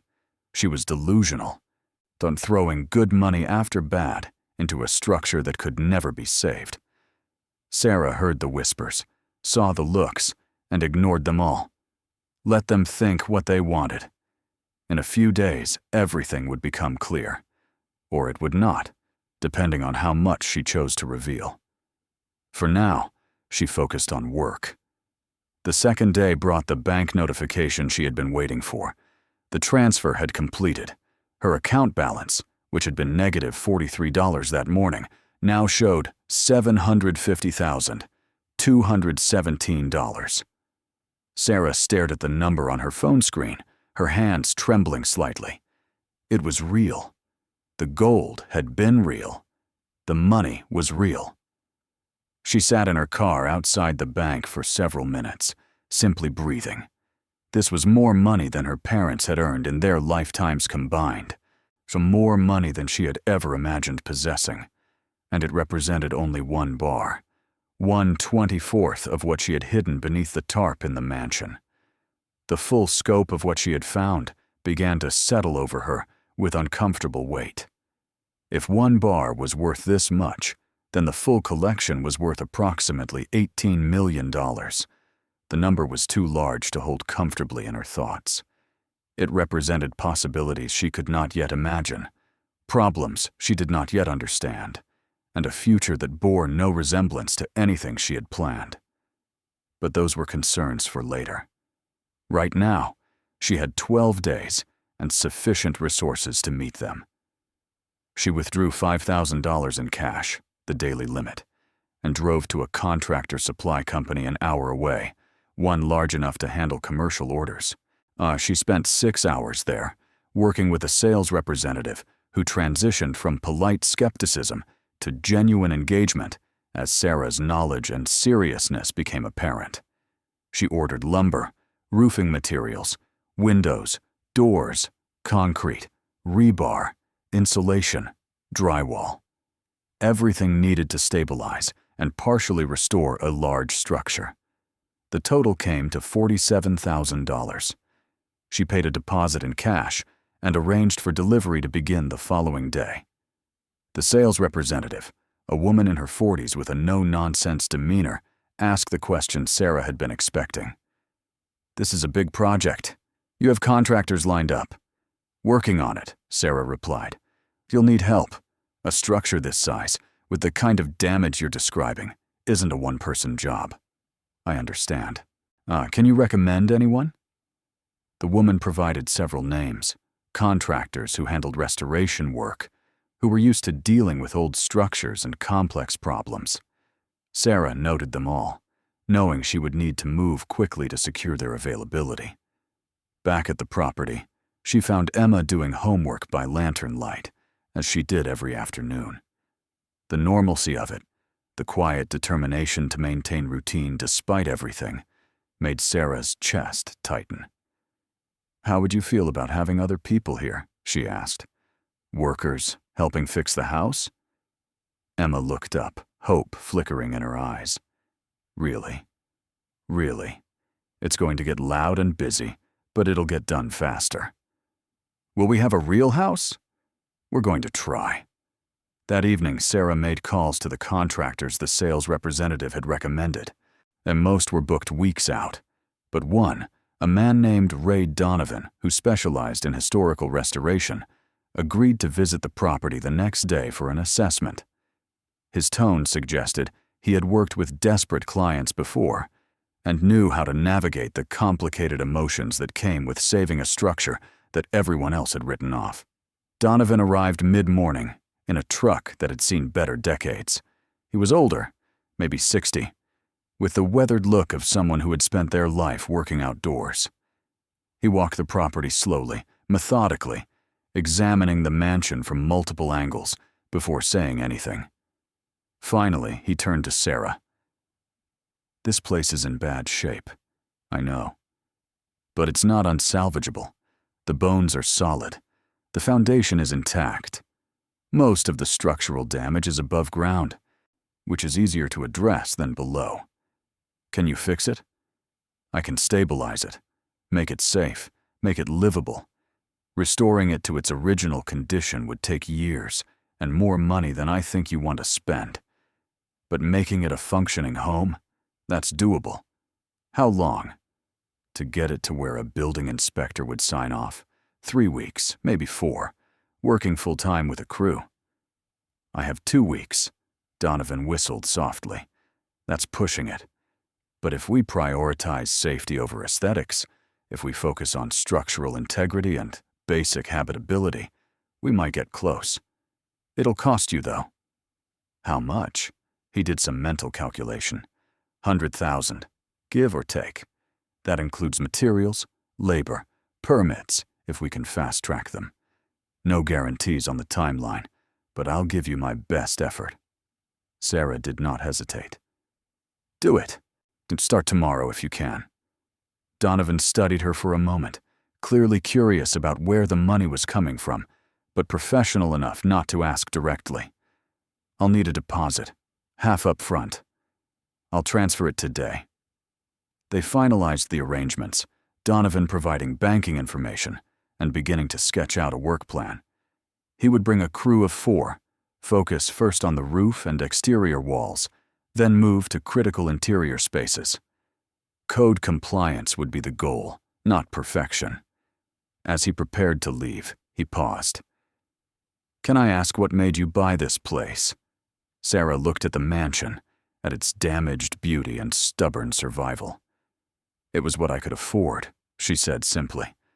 And sometimes, that's all the reason you need. The next 5 days transformed the property in ways that felt almost violent in their speed. Donovan's crew arrived with equipment and expertise, attacking the mansion's problems with systematic efficiency. Scaffolding went up. Damaged sections of roof were torn away and replaced. Walls were reinforced with lumber and steel bracing. Windows were installed, creating actual barriers against weather. The noise was constant, overwhelming. Generators roared, saws screamed, hammers struck with rhythmic insistence. Emma spent most of her time in the car with headphones, reading or doing homework, emerging only for meals. Sarah worked alongside the crew when she could, learning as she went, earning quiet respect from men who had expected a pampered client, rather than someone willing to handle lumber and haul debris. Word reached the town quickly. People drove by slowly, staring at the activity, at the materials piled around the property, at the clear evidence that something significant was happening. The whispers intensified. Where was the money coming from? What was she thinking? The place was still a ruin, just a ruin with a new roof. On the 6th day, Tom Henley returned, earlier than his 2-week deadline. He walked the property with a clipboard, his expression shifting from skepticism to cautious approval as he took in the changes. The roof was sealed. The walls were stable. Interior spaces were being framed and insulated. It was still a construction site, but it was no longer a condemned disaster. He found Sarah overseeing the installation of a support beam, her clothes dusty, her hands blistered despite gloves. "You've been busy," he said, a note of surprise in his voice. "You gave me a deadline." "I didn't expect you to meet it." He consulted his clipboard. I'll need to do a formal inspection before I can sign off, but from what I'm seeing, you're on track. The structure is becoming code compliant." "So you won't file the report?" "Not unless something changes dramatically in the next week." He paused. "Can I ask how you're paying for all this?" "I sold something valuable." Henley waited for elaboration, but Sarah offered none.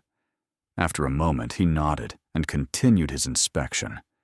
By the time he left, his demeanor had shifted from threat to neutrality. The crisis that had seemed inevitable was being averted through money and determination.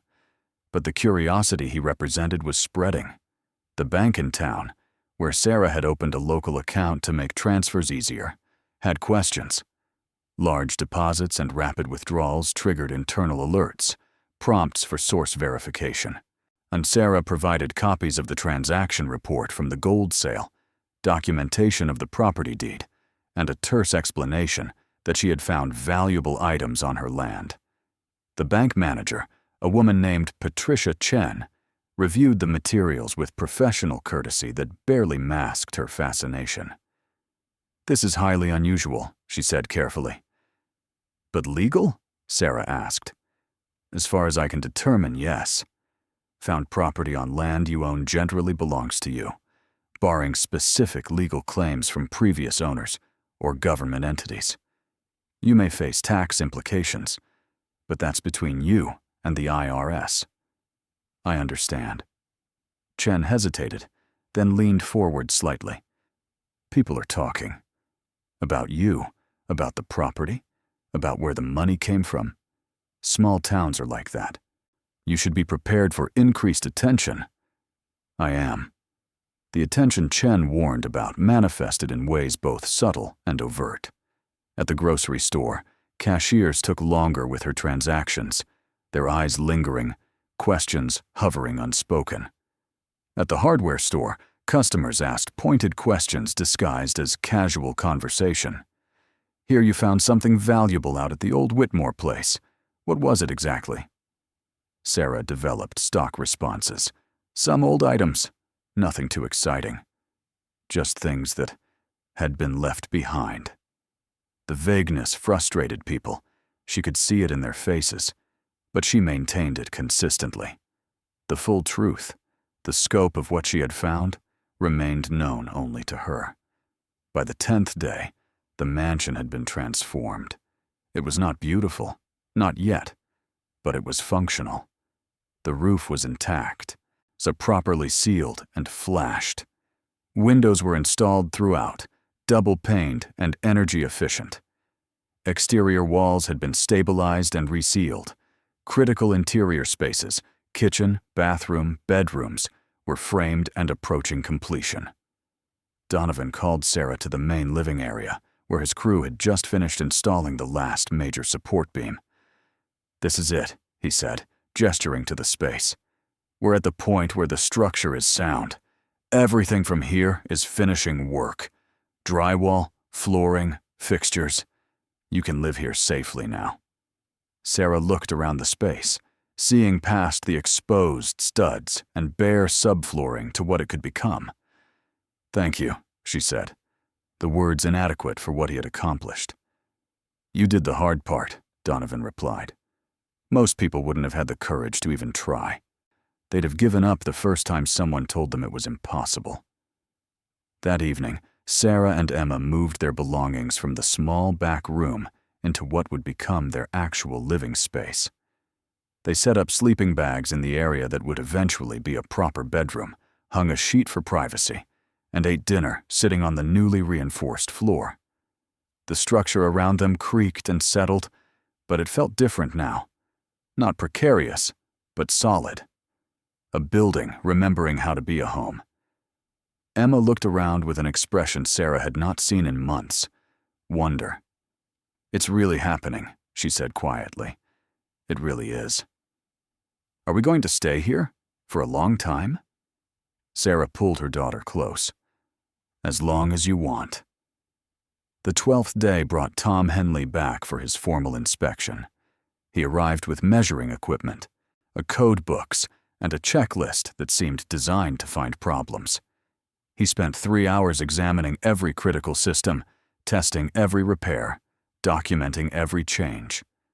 Donovan shadowed him, answering questions, providing documentation, defending the work with professional courtesy.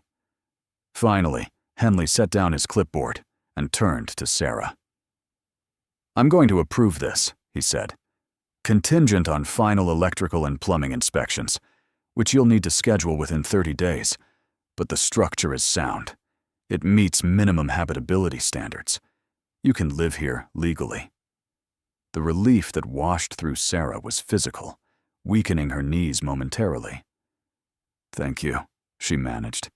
Henley nodded, his expression softening slightly. "I have to admit, I didn't think you'd pull this off. Most people in your situation would have given up. Whatever you found out here, whatever resources you used, you earned this." After he left, Donovan shook Sarah's hand. "You're official now. A homeowner with a legal residence. Because of your work. Because you didn't quit. Most of my clients have money. Few of them have what you've got, whatever that is." The crew finished their contracted work over the next 2 days. Final touches, cleanup, removal of scaffolding and equipment. By the 14th day, the property was quiet again. The mansion stood transformed, still rough around the edges, still obviously a work in progress, but undeniably habitable. Windows gleamed. The roof sat straight and strong. Doors hung properly in their frames. Sarah paid the final invoice, watching her account balance drop by $50,000 without anxiety. There was still over $600,000 remaining, and beneath the tarp, in what was now her bedroom, 23 gold bars waited, representing resources she still could not fully comprehend. That evening, she stood outside the mansion as sunset painted the sky in shades of amber and rose. Emma was inside, arranging her books on shelves Donovan's crew had installed. The sound of her daughter humming carried through the open window, a sound Sarah had not heard in longer than she cared to calculate. She thought about the auction, about the dismissive looks and pitying comments, about the $700 she had spent on what everyone considered worthless, about the whispers that had followed her ever since. The mockery was still there, she knew. People in town still doubted, still questioned, still assumed she had made a terrible mistake that just happened to be temporarily masked by unexplained money. Let them doubt. Let them question. She knew what she had found. She knew what it meant. And soon, when the time was right, when she had secured everything that needed securing, she would reveal the truth. Not out of spite, though vindication would taste sweet, but because the story deserved to be told. The story of a single mother who bought a ruin for $700 and found $19 million in gold hidden beneath. The immediate crisis had passed, but Sarah understood that resolution was not the same as completion. The mansion was stable, livable, legal, but it remained unfinished in countless ways. And more significantly, the larger question of the remaining gold bars still demanded attention. She spent the next week focusing on Emma's needs above all else. Real beds replaced sleeping bags. A proper desk was installed for homework. The kitchen became functional, with a real stove, a refrigerator, running water from the well Donovan had helped reconnect. These were basic elements most people took for granted, but for Emma, they represented transformation. The wonder in her daughter's eyes when hot water first flowed from the tap made every difficult decision worthwhile. Sarah enrolled Emma in the local school, a small building that served all grade levels. The transition was difficult. Emma had been out of formal school for months, learning from books in motels and ruined mansions. The other children noticed her worn clothes, her quiet demeanor, and her obvious difference. But Emma had learned resilience in ways her classmates could not imagine. She endured the questions and the sideways looks with the same patience she had shown through everything else. The town's perception shifted gradually, reluctantly. The transformation of the Whitmore estate was impossible to ignore. People drove by to see it, to confirm that the ruin they had known was becoming something else. The mockery persisted, but it had developed an uncertain edge. She had been supposed to fail. The failure was overdue. Sarah heard the whispers at the grocery store, at the gas station, at the post office. She must have taken out massive loans. The place still isn't really fixed, just patched. Give it 6 months and she'll be gone. The skepticism should have bothered her, but instead it created a strange sort of armor. As long as they did not know the truth, as long as they assumed her success was temporary or illusory, she could work without the scrutiny that would come with revelation. 3 weeks after the inspection, Sarah returned to the stone structure, where she had found the first box. The remaining gold bars were still hidden in the mansion, but she had been unable to shake the feeling that there might be more. The first box had been buried deliberately, placed with care. Had it been the only one? Or were there others? She brought better tools this time, and permission from Emma to spend an afternoon doing property maintenance. The stone structure was unchanged, its interior cool and dim. Sarah examined the floor more carefully than she had before, probing with a metal rod, but listening for the hollow sound that might indicate another cache. Nothing. The earth was solid, undisturbed beyond where she had found the first box. She expanded her search to the perimeter, walking the edges of the stone structure, testing the ground. Still nothing. Disappointment and relief mingled. The gold she had was already more than enough. Finding more would have complicated things further. But part of her had hoped for answers, for context, for some explanation of why the Whitmores had buried their fortune and never retrieved it. She researched the family more thoroughly, spending hours at the library, going through old newspapers and public records. The story that emerged was one of gradual decline. The railroad fortune had peaked in the 1890s, then slowly eroded through bad investments and family disputes. By the 1920s, the Whitmores were maintaining appearances while hemorrhaging resources. The Great Depression had finished what poor decisions had started. The last Whitmore to live in the mansion, a woman named Eleanor, had died in 1954. According to records, she had been impoverished at the end. The mansion already abandoned, her modest estate settled without drama or significant assets. If Eleanor had known about the buried gold, she had taken that knowledge to her grave. Perhaps she had forgotten. Perhaps her parents or grandparents had buried it without telling subsequent generations. Perhaps the chaos of family decline had scattered records and memory.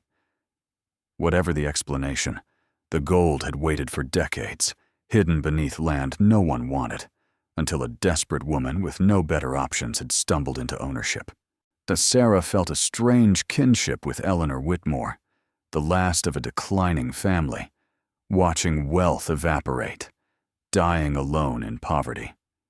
The difference was that Sarah had found what Eleanor never recovered. Time and luck had shifted resources from one struggling woman to another, separated by 70 years and connected only by the same piece of land. The thought humbled her in ways she had not anticipated. This wealth was not earned. It was not deserved by any special virtue. It was found, an accident of geography and timing that could have happened to anyone who had made the same unlikely purchase. The randomness of it troubled her. She had not worked harder than anyone else. She had simply been in the right place, driven by desperation to a purchase no one else would make. But perhaps that was the point. Perhaps desperation itself was the qualifying factor. Someone comfortable would never have bought the Whitmore estate. Someone with options would have looked elsewhere. Only someone with no alternatives would have seen possibility in ruins. A month after the inspection, Sarah received a letter from the IRS. She had been expecting it. The currency transaction report had entered federal systems, triggering automated reviews. The letter was formal, but not accusatory. It requested documentation of the asset's source, verification of ownership, and calculation of applicable taxes. Sarah hired an accountant, a professional from the city, who specialized in unusual asset situations. The man, Lawrence Kim, reviewed her documentation with the same careful neutrality the precious metals dealer had shown. "This is uncommon, but not unprecedented," he said after his assessment. "Found property on land you own is generally yours. The IRS will want capital gains tax on the sale, calculated from a cost basis of 0 since you didn't purchase the gold. That's roughly 30% of the proceeds." $225,000, Sarah calculated. Approximately.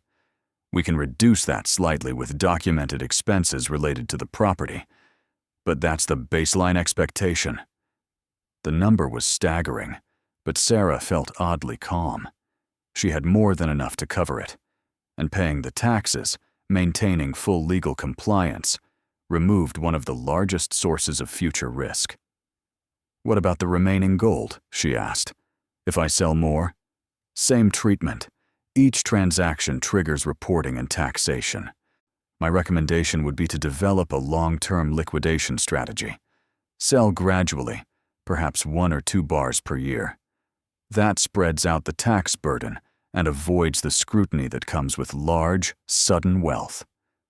"How long would it take to liquidate everything?" 10 to 15 years, conservatively. Less if you're willing to accept more public attention and regulatory review. Sarah nodded, absorbing this. A decade or more of careful transactions, of maintaining secrecy, of living with hidden wealth. It was not the instant transformation she might have fantasized about in weaker moments, but it was sustainable, controllable, safe. She authorized Kim to handle the IRS response, to prepare the necessary tax filings, to establish the framework for future transactions. His fee was substantial, but his expertise was worth more than his cost. This was not something she could navigate alone. 2 months after buying the property, the first snow fell. It came early, unusual for the region, coating the forest and the mansion in white. Sarah stood at the window of what was now a proper bedroom, watching Emma play in the yard, building a snowman with the unself-conscious joy of a child who had been given back her childhood. The mansion had heat now, radiators that clanked and hissed but kept the cold at bay. The kitchen had food in its cabinets, a refrigerator that hummed reliably. Emma's room was painted, furnished, decorated with posters she had chosen herself. It was not luxurious, but it was home. Real, stable. Theirs. Sarah's phone rang, an unknown number. She answered cautiously. "Ms. Mitchell, this is Patricia Chen from the bank." "Yes?" "I wanted to give you a courtesy heads up. There's been some discussion in town about your property and your recent transactions. Nothing official, no legal concerns, but people are curious. Some are asking questions." "What kind of questions?" "About the gold, about whether there might be more, about whether the property is hiding other valuables." Chen paused. "I'm telling you this because rumors in small towns can become problematic. They attract the wrong kind of attention. I appreciate the warning. One more thing. If you do have additional assets on the property, you might want to consider security measures. Word gets around. Not everyone has good intentions."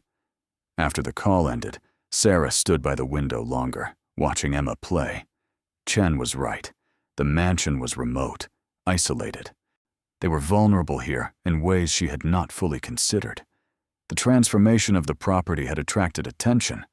If people suspected there was more to find, If rumors spread about hidden gold, the property could become a target. She spent the afternoon researching security systems, something she should have done earlier. Cameras, alarms, motion sensors. She ordered equipment that night, opting for comprehensive coverage despite the cost. The remaining gold bars were worth nearly $17 million. Protecting them, and more importantly, protecting Emma, was worth any investment. The security system was installed within a week. Cameras covered every approach to the property. Motion sensors guarded the perimeter. The mansion itself was alarmed, with panic buttons in multiple rooms. Sarah slept easier after that, though part of her recognized the irony. She had found wealth that should have brought peace, and instead, it had brought new forms of anxiety. 3 months after the purchase, Sarah returned to the precious metals dealer in the city. This time, she brought 2 bars.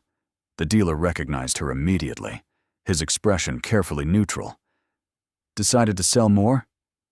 Yes, same terms as before.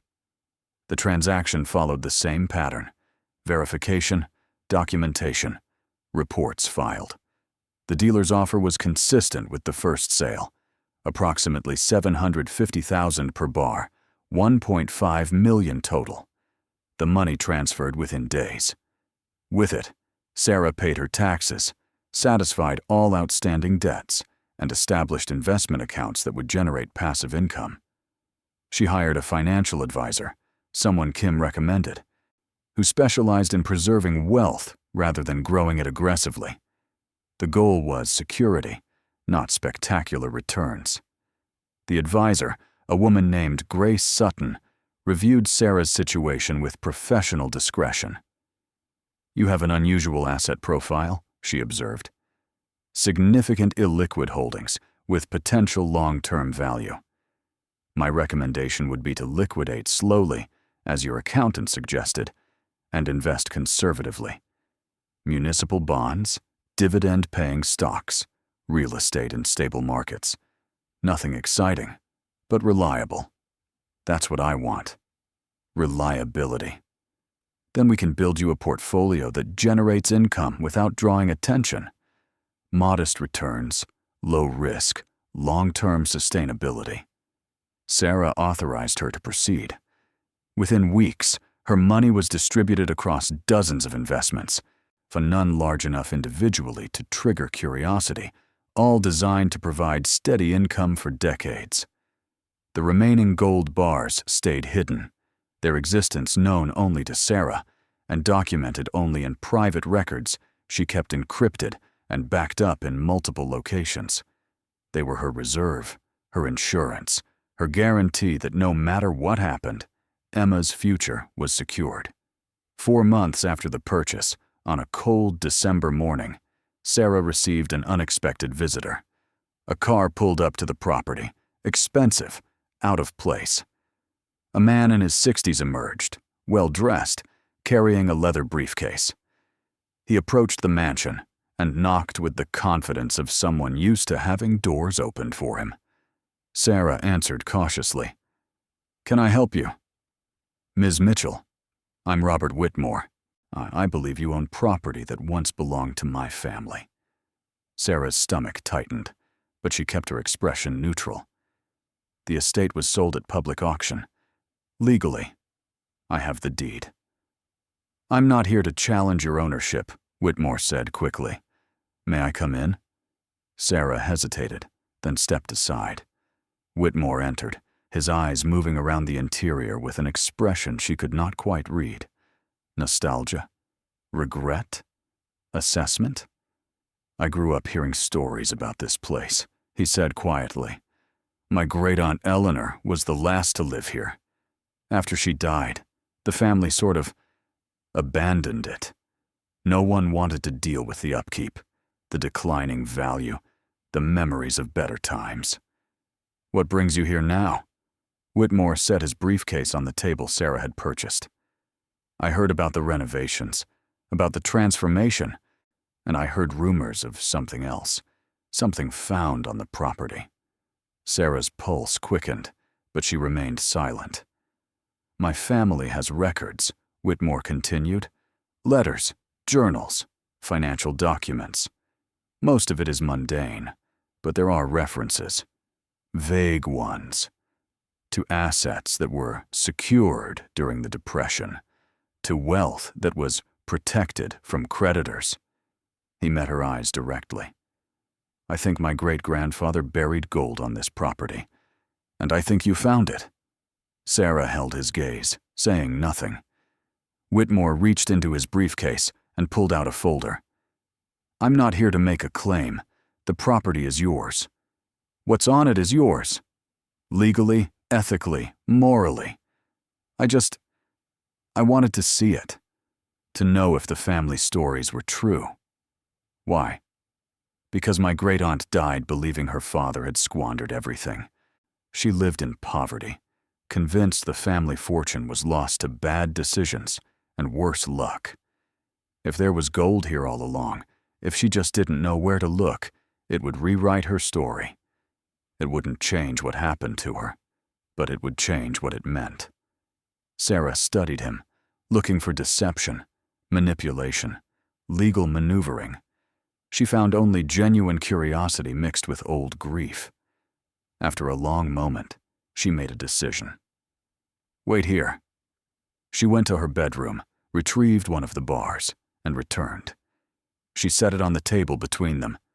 Whitmore stared at it, his expression cycling through shock, vindication, and something close to sorrow. So it was real, he whispered. It was here all along. 24 bars, Sarah said quietly. I sold 2. The rest are still here. Whitmore touched the bar gently, reverently. One, do you know what this means? Eleanor spent her last decades in poverty while this was buried beneath her feet. If she had known, if anyone had told her, her whole life could have been different. I'm sorry. He looked up, surprised. Why are you sorry? You didn't hide this from her. My family did that to themselves, through secrets and poor communication and stubborn pride. You just benefited from our failures. Does that make it right? It makes it reality. Whitmore withdrew his hand from the bar. What will you do with it? Provide for my daughter. Make sure she never has to struggle the way I did. Beyond that, I haven't decided. Whitmore nodded slowly. That's probably the best answer anyone could give. He reached back into his briefcase. I brought something for you. Copies of my family's records. The letters mentioning the buried assets. My great-grandfather's journals. They might help you understand the context of what you found. And legally, they establish that the gold was family property that was abandoned. That strengthens your ownership claim if anyone ever challenges it. Sarah accepted the folder, surprised by his generosity. Thank you. No, thank you. For being honest, for letting me know the truth. It changes nothing, but it changes everything. He stood to leave, then paused. One more thing. The family name carries some weight in this region still. If anyone gives you trouble, if there are legal challenges or bureaucratic complications, let me know. I can make calls, smooth things over. Consider it compensation for decades of taxes the family never paid on hidden assets. After he left, Sarah sat with the folder for a long time. The documents inside told a story of panic and poor planning, of a family hiding wealth during the Depression, and then forgetting exactly where. The gold had been meant as a reserve, a guarantee of survival. Instead, it had become a grave marker for prosperity lost. 6 months after purchasing the property, Sarah gathered Emma in the living room. Her daughter was 9 now, still small, still quiet, but carrying herself with more confidence than she had shown in years. The mansion around them was warm, properly furnished, showing no trace of the ruin it had been. I need to tell you something, Sarah began, about what we found here, about where the money came from. Emma set down her book, giving her mother full attention. Sarah explained, carefully, honestly. The gold bars, their value, and the transformation they had enabled.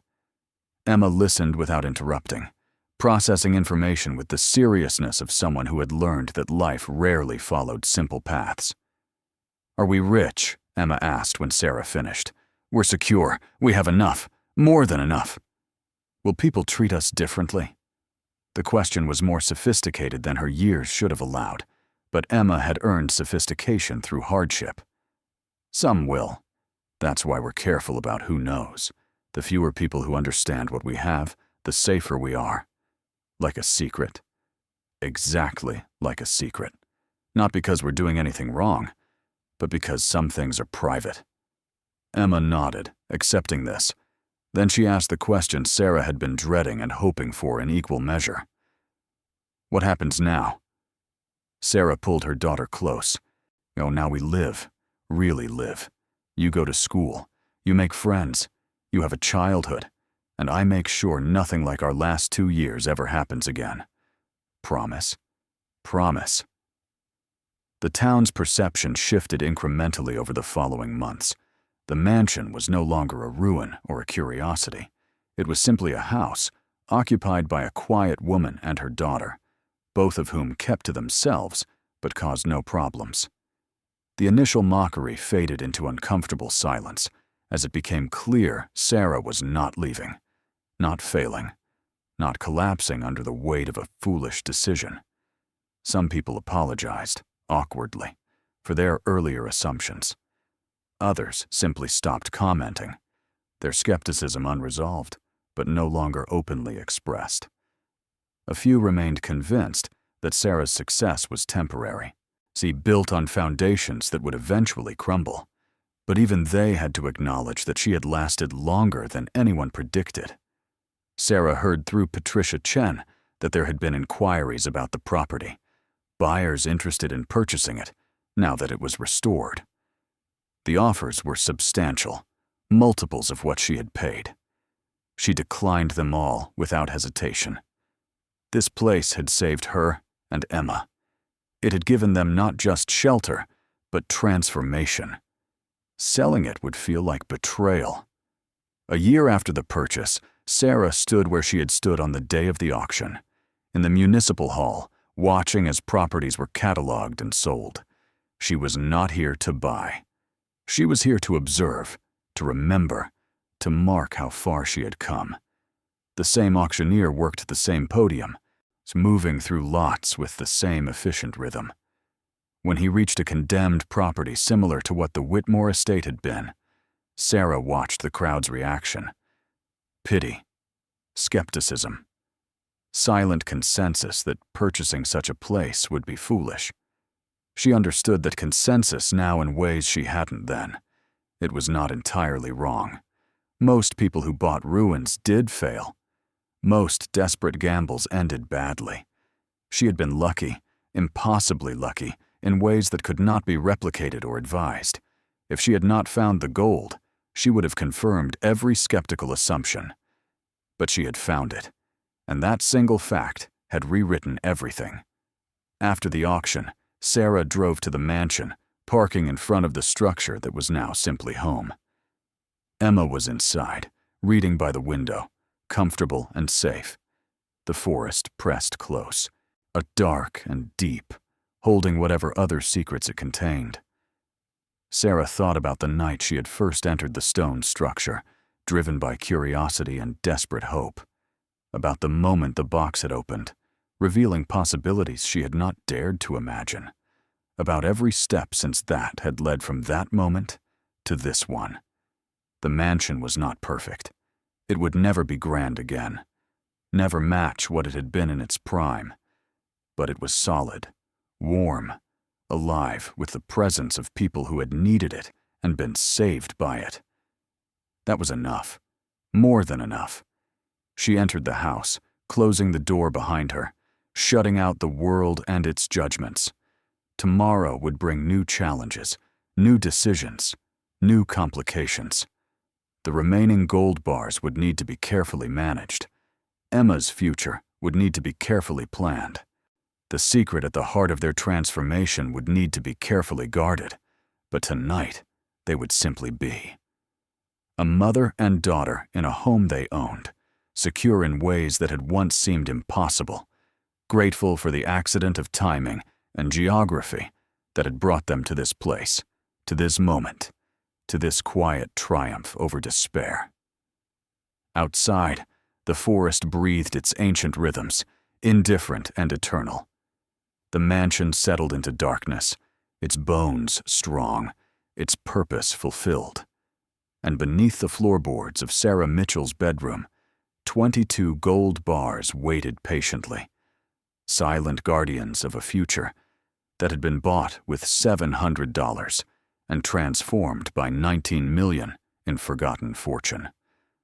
The mockery had been loud, the vindication was quiet, and in that quietness lived the deepest kind of victory. Thank you so much for watching until the end. If you loved this story, check out the other videos on your screen now. I think you'll really enjoy them. And don't forget to subscribe if you haven't already. See you in the next story.